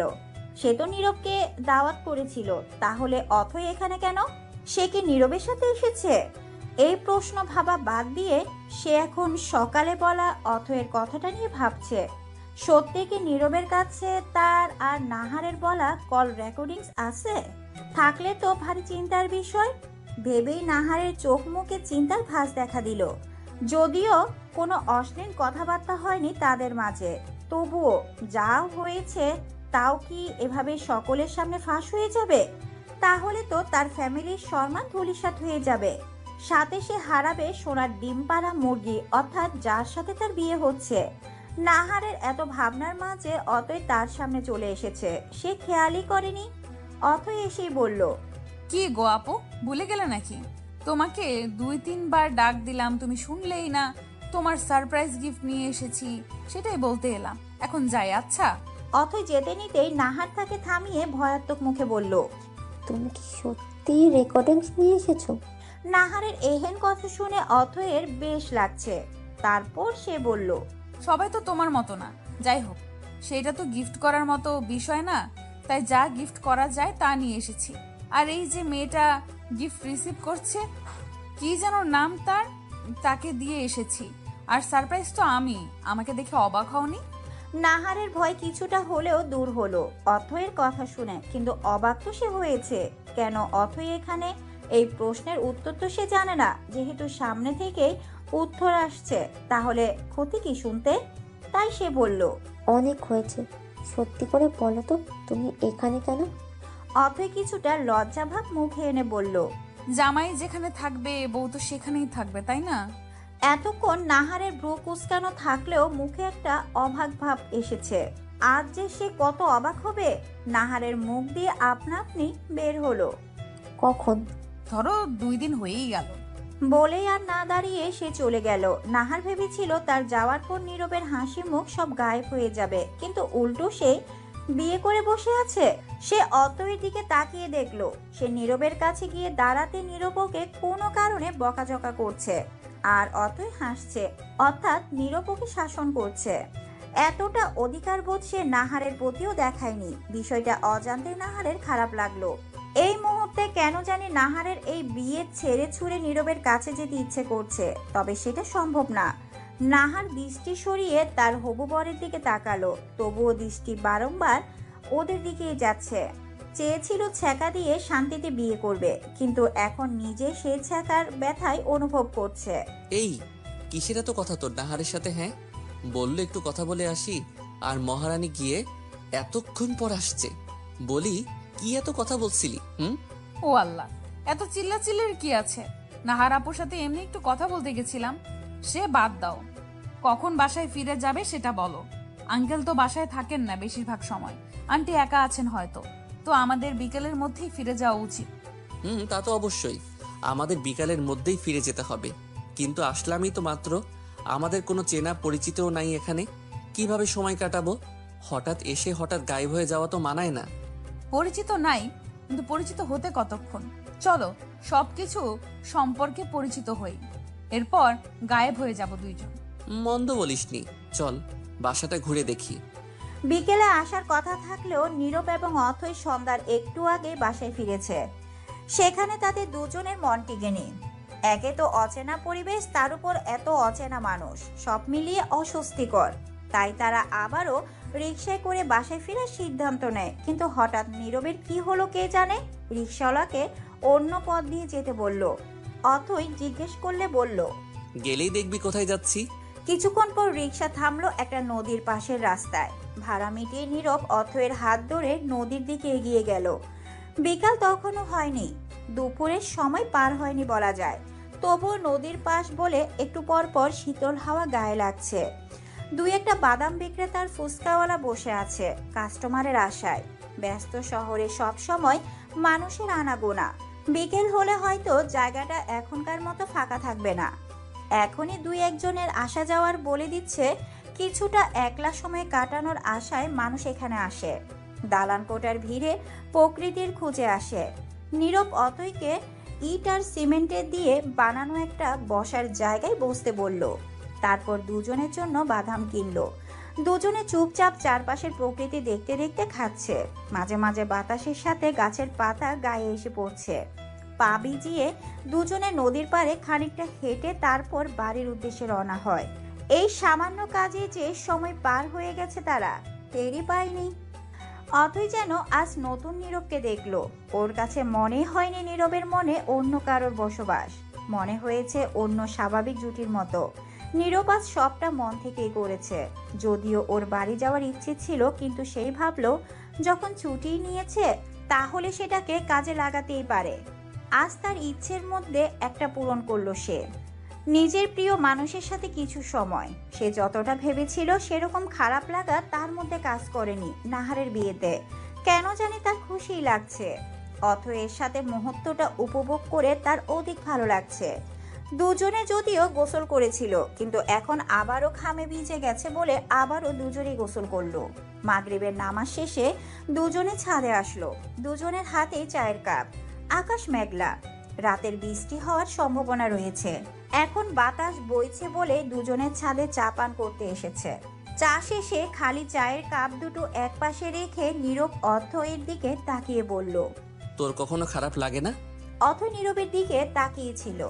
তার প্রশ্ন শুনে ভ্রু কুঁচকে জিজ্ঞেস করলো, কিসের জন্য? এই যে তোর বিয়ে করা বর অন্য একটা মেয়েকে ভালোবাসে, তোকে না? আজ বাসে না, একদিন তো বাসবে। যদি সে একদিন না আসে? ভালো না বাসুক, ঘৃণা তো আর করে না, ডিসরেসপেক্ট তো করে না, তাহলে এইভাবেই চালিয়ে যেতে পারবো। বলে কাপ দুটো নিয়ে চলে গেল। নীরব শুধু তার যাওয়ার দিকে তাকিয়ে বলল, সে একদিন খুব শীঘ্রই আসবে। অনেক ভালোবাসতে চাই তোকে। তোর চিন্তা ভাবনা বারবারই আমাকে মনে করায় সেদিন বিয়েটা করে ভুল করিনি। কাঁথা মুড়ি দিয়ে চোখ বন্ধ করে শুয়ে আছে নীরব। নিচে আসার পর থেকে হাঁচি দিয়েই চলেছে সে। সন্ধ্যায় গোসল করার ফলে এমনটা হয়েছে। ছোট থেকে নীরবের ঠান্ডা কাশি সামান্য কারণে হয়, আর তাই সন্ধ্যায় গোসল তার শরীর মেনে নিতে পারেনি বলে এই অবস্থা। অথৈ বাসায় নেই। সন্ধ্যার পর তার বাসা থেকে ফোন এসেছিল, তার আম্মু খুব অসুস্থ, সেবা করার মতো কেউ নেই। চোখ খোলাও রাখতে পারছে না তিনি। কয়েকদিন ধরে কেমন খাওয়া দাওয়া কমিয়ে দিয়েছিলেন, আর তার ফলস্বরূপ তিনি অসুস্থ হয়ে গেছেন। নীরবে গিয়ে অথৈকে রেখে এসেছে। তখনও দুই একবার হাসি দিয়েছিল সে। অথৈ বলেছিল যাওয়ার সময় ওষুধ নিয়ে যেন সে বাসায় ফিরে, কিন্তু অতিরিক্ত বীরত্ব দেখাতে গিয়ে সে বলেছিল, অল্প একটু ঠান্ডা লেগেছে, সেরে যাবে, তার জন্য আবার ওষুধ লাগবে কেন? কিন্তু সবার শরীর যে একই রকম হয় না। কিছু মানুষ অল্পই অসুস্থ হলেও তাদের অবস্থা খারাপ হয়ে যায়, বেশি হয়ে যায়। নীরব তাদেরই একজন। মিসেস হিয়া তাকে ওষুধ দিয়েছেন, সে ঘুমিয়ে আছে এখন। আশা করা যায় একদম সকালে ঘুম ভাঙবে। আর ওষুধ যেহেতু দ্রুত সেবন করা হয়েছে, তাই রোগ শরীরে না ছড়িয়ে সুস্থ হওয়ার সম্ভাবনাও রয়েছে। অথৈ তার মায়ের পাশে বসে আছে। অসুস্থ হলে চোখ মুখে অবস্থা প্রচুর খারাপ দেখায়। ওনারও হয়েছে তাই। এদিকে মায়ের জন্য খারাপ লাগছে, অন্যদিকে নীরব কি করছে সেই চিন্তাও তার মাথায় রয়েছে। অথই যাওয়ার পর থেকে তার মা একা হয়ে গেছেন। তাকে আর একা একা খেতে ভালো লাগে না, কোনো কাজে মন বসে না। একা বাড়িতে থেকে এই চেনা বাড়িটাও অচেনা মনে হয়। সঙ্গীহীনতার ফলে তিনি অসুস্থ হয়ে গেছেন। এই অবস্থায় অথই তাকে কোনো কথাও বলতে পারছে না। তার খুব ইচ্ছে করছে কিছু কথা শুনিয়ে দিতে। সব সময় শুধু তাকে বলতো, সময়ের কাজ সময়ে করবি, নিজের যত্ন নিবি। আর আজ নিজের শরীরের প্রতি কোনো যত্ন নাই। চোখ বন্ধ করে শুয়ে আছেন তিনি। অথের ফোনটা নিয়ে উঠে আসলো। লাইট নেভাতে গিয়েও নেভালো না। নীরবকে ফোন করলো, তবে আন্টি রিসিভ করলেন। নীরবের অসুস্থতার খবরও দিলেন। অথই জানিয়ে দিল সে 2-1 দিন এখানে থাকবে, কারণ তার আম্মু অনেকটা সুস্থ। তার আব্বু কাল আসবে, তিনি আউট অফ টাউন। কথা বলে ফোন রেখে দিলাম আমি। এইদিকে আম্মু অসুস্থ, ওইদিকে নীরব। আম্মুকে ছেড়ে যেতে পারবো না, আর নীরবের কাছে যাওয়ার কোনো অজুহাতও নেই, তাই চুপচাপ আম্মুর পাশেই শুয়ে পড়লাম। সকালে নীরবের ঘুম ভাঙলো অনেকটা দেরিতে। পাশে কি যেন নেই মনে করতে তার মনে হলো অথই নেই। সে চুপচাপ উঠে হাত মুখ ধুয়ে এসে নাস্তা করে অফিসে চলে গেল। সন্ধ্যায় ফিরতে তার মা দরজা খুলে দিল। সে ভিতরে এসে কাপড় চেঞ্জ করে অথইকে কোথাও দেখলো না। অথই বলেছিল কালকের মধ্যেই চলে আসবে, অর্থাৎ আজ আসার কথা ছিল, কিন্তু আসে নাই। তাই সে তার মায়ের ঘরে গেল। গিয়ে দেখলো তার মা ঘরে নেই। রান্নাঘরে উকি দিয়ে সে দেখলো তার মা থালা বাসন পরিষ্কার করছেন। সে তার মায়ের দিকে এগিয়ে গেল। যদিও সহজ একটা কথা, তবুও কিভাবে বলবে সে ভেবে পাচ্ছে না, তাই চুপচাপ থাকলো। তার মা তাকে উৎকুশ করতে দেখেই বললেন, কিছু বললে বলে ফেল। অথই আসে নাই আম্মু? মিসেস হিয়া একবার নীরবের দিকে তাকিয়ে আবার থালা বাসন ধোয়ায় মনোযোগ দিয়ে বললেন, কাল রাতে ফোন করেছিল, তোর আন্টি খুব অসুস্থ, তাই অথই চাইলেও আসতে পারবে না। ফোন করে জানিয়েছিল 2-1 দিন থাকবে। তুই ঘুমিয়ে গেছিলি বলে আমি ধরেছিলাম। চাইলে দেখে আসতে পারিস, আর চাইলে কি আমাদের দেখে আসা উচিত। নীরব কিছু না ভেবেই বলল। তার মাকে রেডি হতে, আর সে গেল বাজারে কিছু ফলমূল কিনতে। তার 5 মিনিট পরেই তারা বাসায় গিয়ে পৌঁছালো। কলিং বেল চাপতেই আমি গিয়ে দরজা খুললাম। আন্টি আর নীরবকে একসাথে দেখে আমি বেশ অবাক হলাম, না বলে হঠাৎ আসায় অবাক হয়েছি। দুইজনকে ভেতরে আসতে বলে কিচেনের উদ্দেশ্যে যেতে গেলে নীরব আমার হাত ধরে ফলের ব্যাগটা ধরিয়ে দিল। তারপর সে ঘরে চলে গেল আম্মুর সাথে কথা বলতে। কিছুক্ষণ পর সে ফিরে আসলো আমার কাছে। আমি তখন নাস্তা বানাচ্ছিলাম, সে আমার পাশেই দাঁড়ালো। আমি তার দিকে না তাকিয়েই বুঝলাম। কিছুক্ষণ চুপ থেকে আমি বললাম, আমাকে মিস করো নাই? নীরব হালকা হেসে বলল, করেছি। তার হাসি মুখ দেখে অজান্তে মুখে লজ্জা এসে ভর করলো। তুই করস নাই? উত্তরটা তো জানেন। বাসায় কবে ফিরবি? আমি অসহায় মুখ করে তার দিকে তাকিয়ে চা নামিয়ে বললাম, এখন যেতে চাই, তবে সম্ভব নয়। নীরব হালকা শ্বাস ফেলে বলল, আঙ্কেল আঙ্কেল কবে আসছেন? আজই। দোয়া করো আম্মু যেন জলদি সুস্থ হয়ে যায়। আব্বুকে বলবো এবার যেন এখানে থাকে, আর ব্যবসার কাজে যেন বারবার বাইরে না যায়। তুমিও আঙ্কেলকে বলো যেন তিনিও এখানেই নিজের বাসায় থাকেন। তাই যেন হয়। নাস্তা শেষ করে নীরব চলে যেতে চাইলেই আমি আটকানোর জন্য বলি, আন্টি আজ থেকে যাও না। আন্টি হেসে বলল, সহজ ভাষায় বল, কাকে থাকতে বলছিস? আমি লজ্জায় মাথা নিচু করে ফেললাম। আম্মু চোখ বন্ধ করে আছেন। অসুস্থতার জন্য শরীর দুর্বল হওয়ায় একটু পর পর ঘুমিয়ে যান। এখনো তাই, নয়তো আরো লজ্জা পেতে হতো। আন্টি বলল, আমাকে বাসায় দিয়ে আয়, তারপর ফিরে আয় আবার। আমি আর নীরব একসাথে না বলে উঠলাম, কারণ আমরা দুজনেই নারাজ। আন্টি একা থাকবেন এটা তো মানা যায় না। তাই বললাম, আন্টি তুমি আম্মুর পাশে শুয়ে যাও, একা যেও না প্লিজ। নীরবও আমার সাথে সহমত প্রকাশ করলো, আর আন্টিও আর না করলেন না। রাতের খাবার শেষ করে আন্টি আর আম্মুকে বিছানা ঠিক করে দিয়ে সব গুছিয়ে আমি রুমে ফিরলাম। নীরব রুমে ছিল না, তাই ব্যালকনিতে এসে দেখলাম সে বসে আছে। আমিও তার পাশের টুলটায় বসলাম। আমার উপস্থিতি পেয়ে সে আমার দিকে ঘুরে বসলো। ব্যালকনি অন্ধকার থাকায় বাইরের হালকা আলোগুলোকেও ব্যালকনিটা সুন্দর লাগছিল। ঘুমাবে না? হ্যাঁ চলো তাহলে। নীরব আমার কথায় উঠে দাঁড়ালো। আমিও তার পেছন হাঁটতে গেলাম, কিন্তু হঠাৎই সে দাঁড়িয়ে গেল, আর তার সাথে আমিও দাঁড়িয়ে গেলাম। হঠাৎই সে ব্যালকনির লাইট জ্বালিয়ে দিল। কিছুক্ষণ অন্ধকারে থাকায় সে আলো চোখে লাগায় আমি 2 হাতে চোখ ঢেকে নিলাম। চোখ খুলেই দেখলাম নীরব আমার করা পেন্টিংটার দিকে তাকিয়ে আছে। নীরব কি এক্সপ্রেশন দিবে এখন? নীরব আমার দিকে ঘুরে ব্রু কুচকে তাকালো, আর নাহারের জায়গায় যেমন নিয়েছি তেমনি পেন্টিংটাতেও নিজেকে এঁকে ফেলেছি। সে কি রাগ করবে? আমি হাসার চেষ্টা করে বললাম, ওভাবে কি দেখো? তুই এঁকেছিস? তার দিকে একবারও তাকাচ্ছি না আমি, একবার এই দিকে আবার ওই দিকে তাকাচ্ছি। তা দেখে সে ফিক করে হেসে উঠল। তা দেখে আমি বললাম, হাসো কেন? আমি আমার বেনুনি করা চুলের মাঝেও কয়েকটা অবাধ্য চুল কানের পাশে ছুঁয়েছিল। নীরব সেগুলোকে হাত দিয়ে কানের পাশে গুজে দিল। তার স্পর্শে খানিকটা কেঁপে উঠলাম আমি, তবুও বুঝে ওঠার চেষ্টা করছিলাম সে কি করছে। হুট করে সে ব্যালকনির লাইট অফ করে দিল। আমি তা দেখে বললাম, আরে লাইট অফ করতে? পুরো কথা শেষ করার আগেই সে আমার মাথার পেছনে এক হাত দিয়ে তার কাছে টেনে নিয়ে ঠোঁটে ঠোঁট মিলিয়ে দিল। তার স্পর্শে পুরো স্তব্ধ হয়ে গেলাম আমি। তারপর সে আমাকে কোলে তুলে নিয়ে রুমে নিয়ে গেল। তারপর শুয়ে দিয়ে বলল, লাইট অফই থাকবে এখন।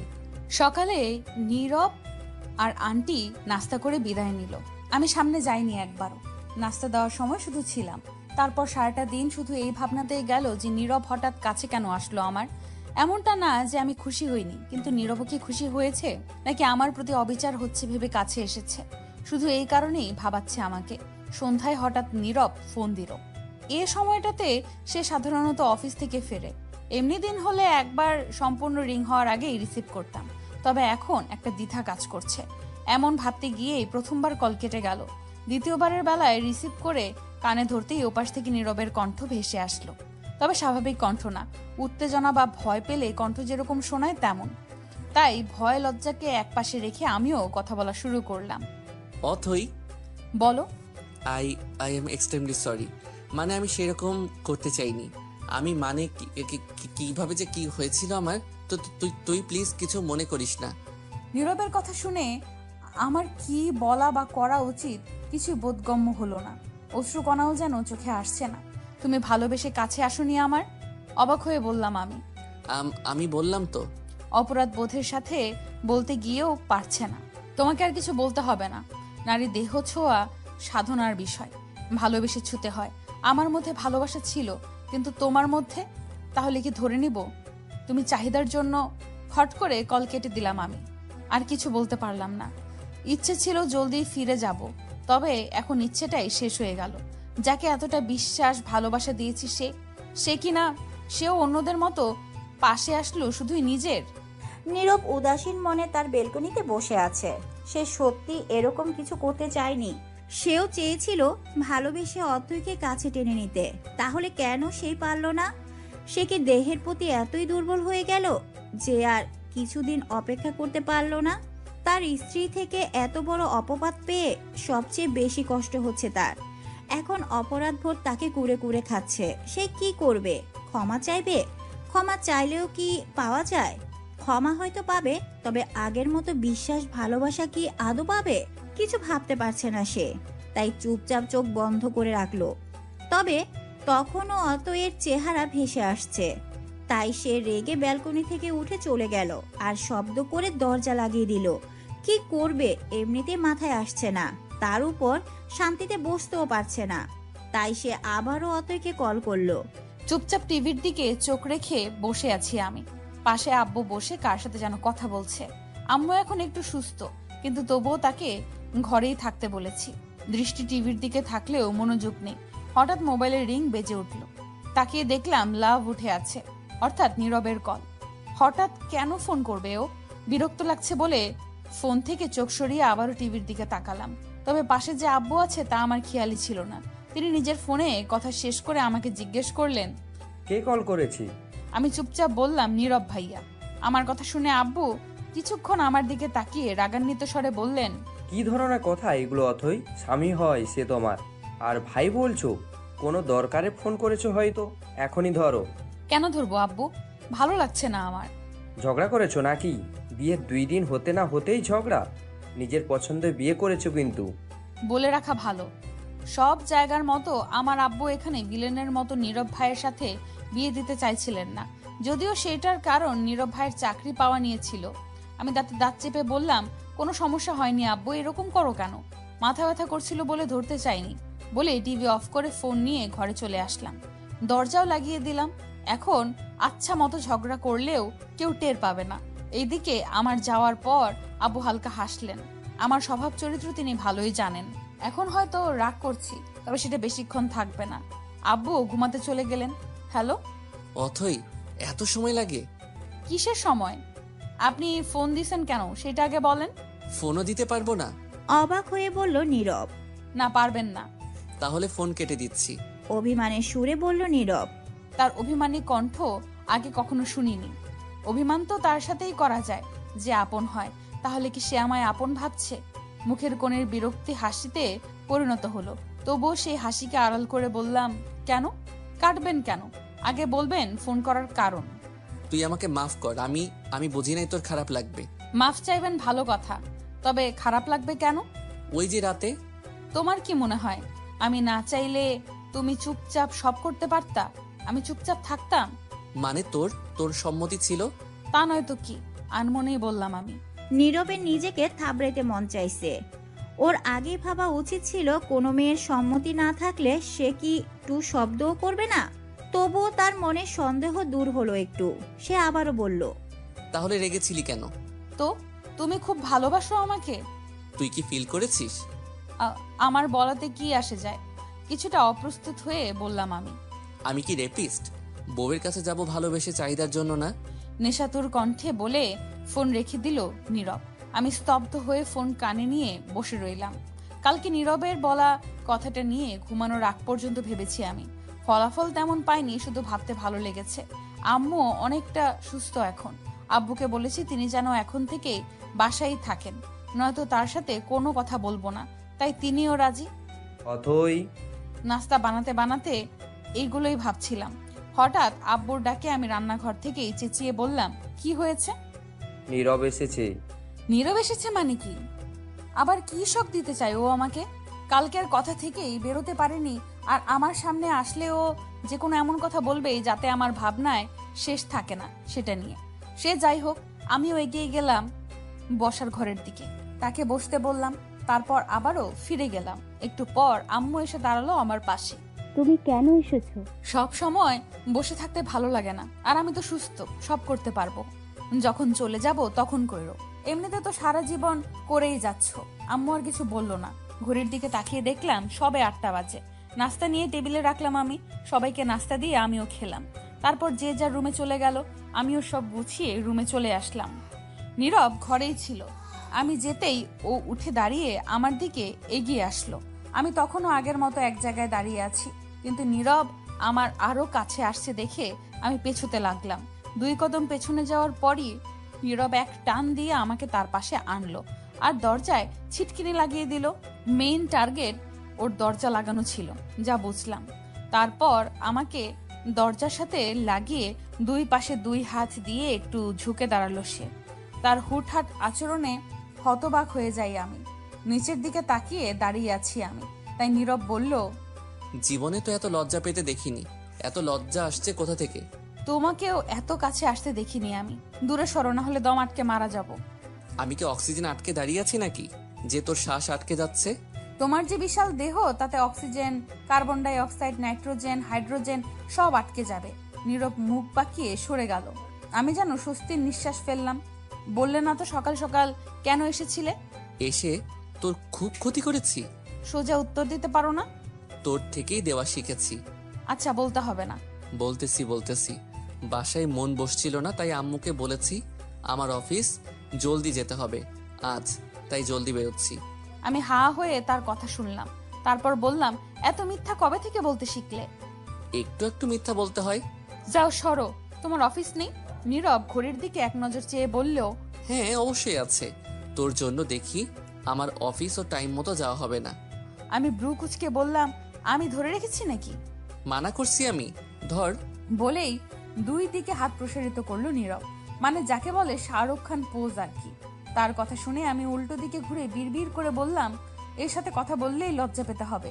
নীরব ততক্ষণে আমার পেছনে এসে টাইট করে জড়িয়ে ধরে টুক করে ডান গালে একটা চুমু খেয়ে চলে যেতে যেতে বলল, সন্ধ্যায় নিতে আসবো, রেডি থাকিস। আমি শুধু কান দিয়ে শুনলাম, কিন্তু বলতে পারলাম না কিছুই। অথচ তাকে বলা উচিত ছিল সাবধানে যেও, আমি রেডি থাকবো, কিন্তু কিছুই বলতে পারলাম না। খাম্বার মতো কিছুক্ষণ দাঁড়িয়ে থাকার পর রুম থেকে বেরিয়ে এলাম আমি। ততক্ষণে নীরব বেরিয়ে চলে যাওয়ার 2-4 মিনিট পার হয়েছে। দরজাটা লাগিয়ে রুমে আসলাম আমি। সন্ধ্যায় নীরব নিতে আসলে আব্বু আম্মুর কাছ থেকে বিদায় নিয়ে বেরিয়ে আসলাম আমরা। সন্ধ্যা হওয়ায় আকাশের আলো নিভতে শুরু করলেও কৃত্রিক আলোয় শহর ঝলমল করছে। কখনো কোনো ল্যাম্পপোস্ট, কোনো দোকান কিংবা কোনো গলির আলো, এইভাবেই শত আলোয় শহর আলোকিত। বাড়িতে এসেই ফ্রেশ হয়ে নিল নীরব। আমিও আন্টির খোঁজ খবর নিয়ে রুমে আসলাম। তার একটু পর নীরব আসলো। এই সময়টা আমার কোনো কাজ থাকে না বলেই ফোন স্ক্রল করি, আজও সেটাই। তবে আমার মনে হচ্ছে নীরব এই দিকেই তাকিয়ে আছে, কিন্তু একটু আগে সেও ফোন নিয়ে বসলো। তাহলে কি আমার মনের ভুল? যাই হোক, সেই সব পাত্তা না দিয়ে আমি আমার ফ্রেন্ডদের সাথে কথা বলতে থাকলাম। পড়াশোনার প্রতি কানেক্টেড না থাকলেও আমি তার সাথে কানেক্টেড। হঠাৎই বাইরে কে যেন কলিং বেল চাপ দিল।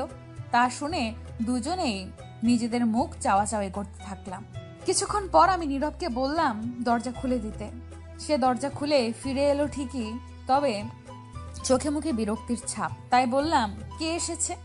পাশের বাসার আন্টি। থমথমে মুখে বলল নীরব। তাতে তোমার এমন অবস্থা কেন? সীমা আন্টি এসেছে। আর কিছু শোনা লাগবে তোর? ওনার কাজই তো হচ্ছে কখনকার ছেলে মেয়ে কি করলো তার তদারকি করা। না জানি আজ কি নিউজ নিয়ে হাজির হয়েছেন। আমি কিছু না বলে চুপচাপ রইলাম। আমারও মেজাজ তুঙ্গে। যাই হোক, একটু পর আন্টি হাসতে হাসতে আমাদের রুমে আসলো। তা দেখে আমরা দুজনেই নড়ে চড়ে ঠিকঠাক হয়ে বসলাম। নীরব জিজ্ঞেস করলো, হাসছো কেন? আজ সীমা আন্টি কুটনামির বদলে কোনো কৌতুক বলেছে নাকি? আন্টি হাসি থামিয়ে বলল, আমার কাছে তোদের দুজনের অভিযোগ নিয়ে এসেছিল। তুই নাকি সন্ধ্যাবেলায় মেয়ে নিয়ে ঘুরছিস, সেদিনও ঘুরছিলি, তোদের মধ্যে নাকি কিছু চলে। যখন অতইকে নীরব রাখতে গিয়েছিল। তুমি কি বললে তারপর? আগ্রহের সাথে বলল নীরব। তারপর আর কি বললাম, জামাই বউ তো একসাথেই ঘুরবে, এটাই স্বাভাবিক। এটা শুনে যেন ওনার মাথায় আকাশ ভেঙে পড়লো। উনি জিজ্ঞেস করলেন, তোদের বিয়ে কখন কিভাবে হলো? আমি বললাম, ঘরোয়া ভাবে হয়েছে, তাই বেশি মানুষ জানে না। আন্টির কথা শেষ হতেই আমি আর নীরবও হাসতে লাগলাম। নীরব হাসতে হাসতে বলল, তোমাকে আর কষ্ট করে আমাদের বিয়ের কথা কাউকে জানাতে হবে না। দেখবা কাল আমাদের বাসায় প্রেসও এসে হাজির হবে। বলে আবারও হাসতে থাকলো নীরব। তারপর রাত হতেই আমরা শুয়ে পড়লাম। তবে আজ নীরব পেছন থেকে জড়িয়ে ধরে শুয়েছে আমাকে। তার এই হঠাৎ পরিবর্তনগুলো চোখে পড়ার মতো। তবে ভালোই লাগে। কিছু অভ্যাস, কিছু স্মৃতি থাকুক না, সাথে আমিও থাকি, এটাই তো চাই। দুজন মানব জোড়া শামুকের মতো লেগে আছি, কিন্তু কারোর মুখে কোনো কথা নেই। কোনোভাবেই অস্তিত্ব গ্রহণ করি। এইভাবেই কিছু মাস অতিবাহিত হলো। নীরবের স্বভাব আগের তুলনায় অনেক পরিবর্তন হয়েছে। এখনো অনেক কেয়ার করে আমার। সবকিছুতেই তার পারমিশন নেওয়া লাগবে। ও নিজে চেষ্টা করেছে বলেই পরিবর্তিত হতে পেরেছে। আজকে ছুটির দিন বলে আমরা ঘুরতে যাওয়ার সিদ্ধান্ত নিলাম। নীরব আর আমি বিকেলের দিকে বের হলাম। আধা ঘন্টা হাঁটাহাঁটির পর আমরা একটা নির্জন জায়গায় এসে পৌঁছলাম। সেখানেই আমরা বসলাম কিছুক্ষণ। নীরবের কাঁধে মাথা দিয়ে বসে আছি আমি। দূরে একটা বাড়ি থেকে একটা মেয়ে বিষণ্ণ মনে বের হলো। তাকে অনেক চেনা চেনা মনে হলো। একটু পরেই বুঝতে পারলাম ওটা নাহার আপু। তবে চোখে মুখে কেমন যেন ভাব। বাড়িটা ওই তাদেরই। সেদিন বিয়ে বাড়ির সাজ ছিল আর আজ সাধারণ, তাই চিনতে পারিনি। আমি নীরবকে দেখলাম, সেও প্রথমে চিনতে পারেনি। আমরা এগিয়ে গেলাম সেদিকে। যদিও নীরব যেতে চাইছিল না, তবুও আমি নিয়ে এলাম, কারণ তার এই অবস্থা কেন হলো তা জানার অনেক আগ্রহ জাগলো আমার মনে। আমাদের হঠাৎ এখানে দেখে নাহার আপু অনেক অবাক হলো। সে কিছু বলার আগেই আমি বললাম, কেমন আছো? যেমন করে রেখেছো সে অবস্থায় ভালো থাকার আশা করো কিভাবে? তার কথা শুনে ভীষণ অবাক হলাম আমি। কিছু বুঝলামও না, তাই নীরবের দিকে চেয়ে দেখলাম সেও আমার দিকে না বোঝার ভঙ্গিতেই তাকিয়ে আছে। আমি বললাম, আমি রেখেছি মানে? কেমন অবস্থায়? আর আমার সাথে কি সম্পর্ক? বাহ, এখন ভালো সাজা হচ্ছে তাই না? তোমার বলাতেই তো আমি নীরবকে ছেড়ে দিয়েছিলাম। শুধু তোমার কথা ইমোশনাল হয়ে আজ আমার এই অবস্থা। আমার স্বামীও আমাকে ডিভোর্স দিয়ে দিচ্ছে। আজ নীরব আমার সাথে থাকলে আমরা কতই না সুখী হতাম, কিন্তু তোমার কথা ভেবে আমি সবটা বিসর্জন দিয়ে দিয়েছি। আমি অবিশ্বাসের চোখে নাহার আপুর দিকে তাকিয়ে আছি। আমি এরকম কিছুই করিনি। আমি নীরবের দিকে তাকিয়ে দেখলাম সেও অবিশ্বাসের চোখেই নাহার আপুর দিকে তাকিয়ে আছে। আমার মন বলছে সে এসব বিশ্বাস করবে না। তবে কোথাও না কোথাও মনে হচ্ছে যদিও বিশ্বাস করে ফেলে। নাহার আপু সবটাই এমন ভাবে বলেছে যেন সবটা সত্যি, কিন্তু কিছুই সত্যি না। নীরব বলল, এসব কি বলছো নাহার? আমি ঠিকই বলছি নীরব। বলেই সে এগিয়ে গিয়ে নীরবকে জড়িয়ে ধরলো। আমার বুকে ধকধক করে উঠল। নীরব শুধু আমার, আর তার এই বুকেও শুধু আমারই স্থান। সেখানে নাহার আপু কিভাবে? নীরব ওকে সরাচ্ছে না কেন? ও কি বিশ্বাস করে ফেললো নাহার আপুর সবটা? টের পেলাম চোখের কোণে জল এসে ভিড় করেছে। আমি বললাম, চলো না আমরা বাসায় ফিরি। নাহার আপু মিথ্যা বলছে। নাহার আপু নীরবের বুক থেকে সরে এসে আমার দিকে এগিয়ে মারার জন্য হাত উঠাতেই কে যেন তার হাত ধরে ফেললো। আমি তাকিয়ে দেখলাম একজন অচেনা মানুষ। সে নাহার আপুর হাতটা ঝটকা মেরে সরিয়ে দিয়ে বলল, আর কত সংসার ভাঙবে তুমি? তার কথায় নাহার আপু দ্বিতীয় কোনো প্রশ্ন উত্তর করলো না। ততক্ষণে নীরবও আমার কাছে এসে দাঁড়িয়েছে। সে আমার মাথাটা তার বুকে চেপে ধরে এক হাতে আমাকে জড়িয়ে ধরলো। তারপর আমার উদ্দেশ্যে বলল, চলো বাসায় ফিরে যাই। আমরা অগ্রসর হতেই পিছন থেকে সেই ব্যক্তিটি বলে উঠলেন, সত্যটা শুনবেন না? আমি আর নীরব থেমে পেছন ফিরে ব্যক্তিটির দিকে তাকালাম। আমরা পরস্পরের মুখ চাওয়াচাওয়ি করছি। তখনও ব্যক্তিটি আমাদের অবস্থা বুঝতে পেরে এগিয়ে এসে নীরবের উদ্দেশ্যে বলল, আপনার পরিচয় হয়তো নীরব। আপনাকে দেখে বুঝতে পেরেছি আপনি আপনার স্ত্রীকে অনেক বিশ্বাস করেন, কিন্তু তবুও পরবর্তীতে যেন এই নিয়ে কোনো প্রশ্ন আপনাদের মনে না জাগ্রত হয়, তাই সত্যটা জানাতে চাই। আশা করি শুনবেন। নীরব শুধু মাথা নাড়ালো, কিছু বলল না। নীরব তখনও আগের ন্যায় আমাকে এক হাতে জড়িয়ে ধরে রেখেছে, আর নাহার আপুও মাথা নিচু করে দাঁড়িয়ে আছে। চারপাশে তখনও কোনো মানুষের আসা যাওয়া দেখা যাচ্ছে না। ব্যক্তিটি বলতে শুরু করলো, আমি নাহারের হাজবেন্ড। আপনারা হয়তো বিয়েতে দেখেছিলেন বলে ভুলে গেছেন, আমারও মনে ছিল না। কিন্তু আপনার স্ত্রীকে বিয়ের দিন নাহারের সাথে কথা বলতে দেখেছিলাম বলে আজ দেখে চিনতে পারলাম। কি কথা হয়েছিল তা তো শুনিনি, তবে তারপর থেকে নাহারের মন খারাপ থাকতো। এমনিতেও সে কোনো কাজ করতো না। এ নিয়ে মায়ের অভিযোগের শেষ ছিল না, তবে নাহার সেগুলো আমলে নিত না। আমি চুপচাপ সবটা শুনতাম, তবে নাহারকে কিছু বলতে পারতাম না, কারণ অনেক ভালোবাসতাম ওকে। অন্যদিকে আম্মুকেও অনেক ভালোবাসি। তার বিরুদ্ধে কিছু বলারও সাহস ছিল না। শুধু বাড়ির কাজ না করলে মায়ের তেমন একটা অভিযোগ থাকতো না, তবে নাহার তার নিজের কাজগুলোও করতো না, যা মায়ের জন্য বাড়তি ছিল। আজ বুঝতে পারছি নাহারের সেই মন খারাপের কারণটা আপনি। কিন্তু সে এখন যেগুলো বলেছে সেগুলো মিথ্যে। আমি সবটা শুনেছি। নাহার নিজে থেকে আমাকে বিয়ে করতে রাজি হয়েছিল, আর আমি তাকে ডিভোর্স দিতে চাই না। পরিস্থিতি এরকম যে আমার ভালোবাসা আমার থেকে যাই হোক, এটাই ছিল সবটা। বলতে বলতে ভদ্রলোকের চোখের কোণে পানি এসে গেছে। হঠাৎ নীরব আমাকে ছেড়ে নাহার আপুর সামনে গিয়ে দাঁড়িয়ে বলল, আমি তোমাকে ভালোবাসতাম নাহার, আর এই ছেলেটা তোমাকে ভালোবাসে। তোমার কথা বলতে গিয়ে তার চোখের কোণে পানি এসে গেছে। ভাবতে পারছো ও ঠিক কতটা চাইলে তার এরকম অবস্থা হতে পারে? তোমার মত কি হবে তা তো জানি না, তবে আমি চাইবো তোমরা সবটা ঠিকঠাক করে নাও। নিজেদের মাঝে ছেলেটা সত্যি চাই তোমাকে। বলেই নীরব আমার হাত ধরে সামনের দিকে এগিয়ে গেল। আমি পেছন ফিরে দেখলাম ছেলেটা চলে যেতে চাইলে নাহার আপু তার হাত ধরে আটকে ফেললো। ছেলেটা প্রশ্নবোধক দৃষ্টিতে তাকালো নাহার আপুর দিকে।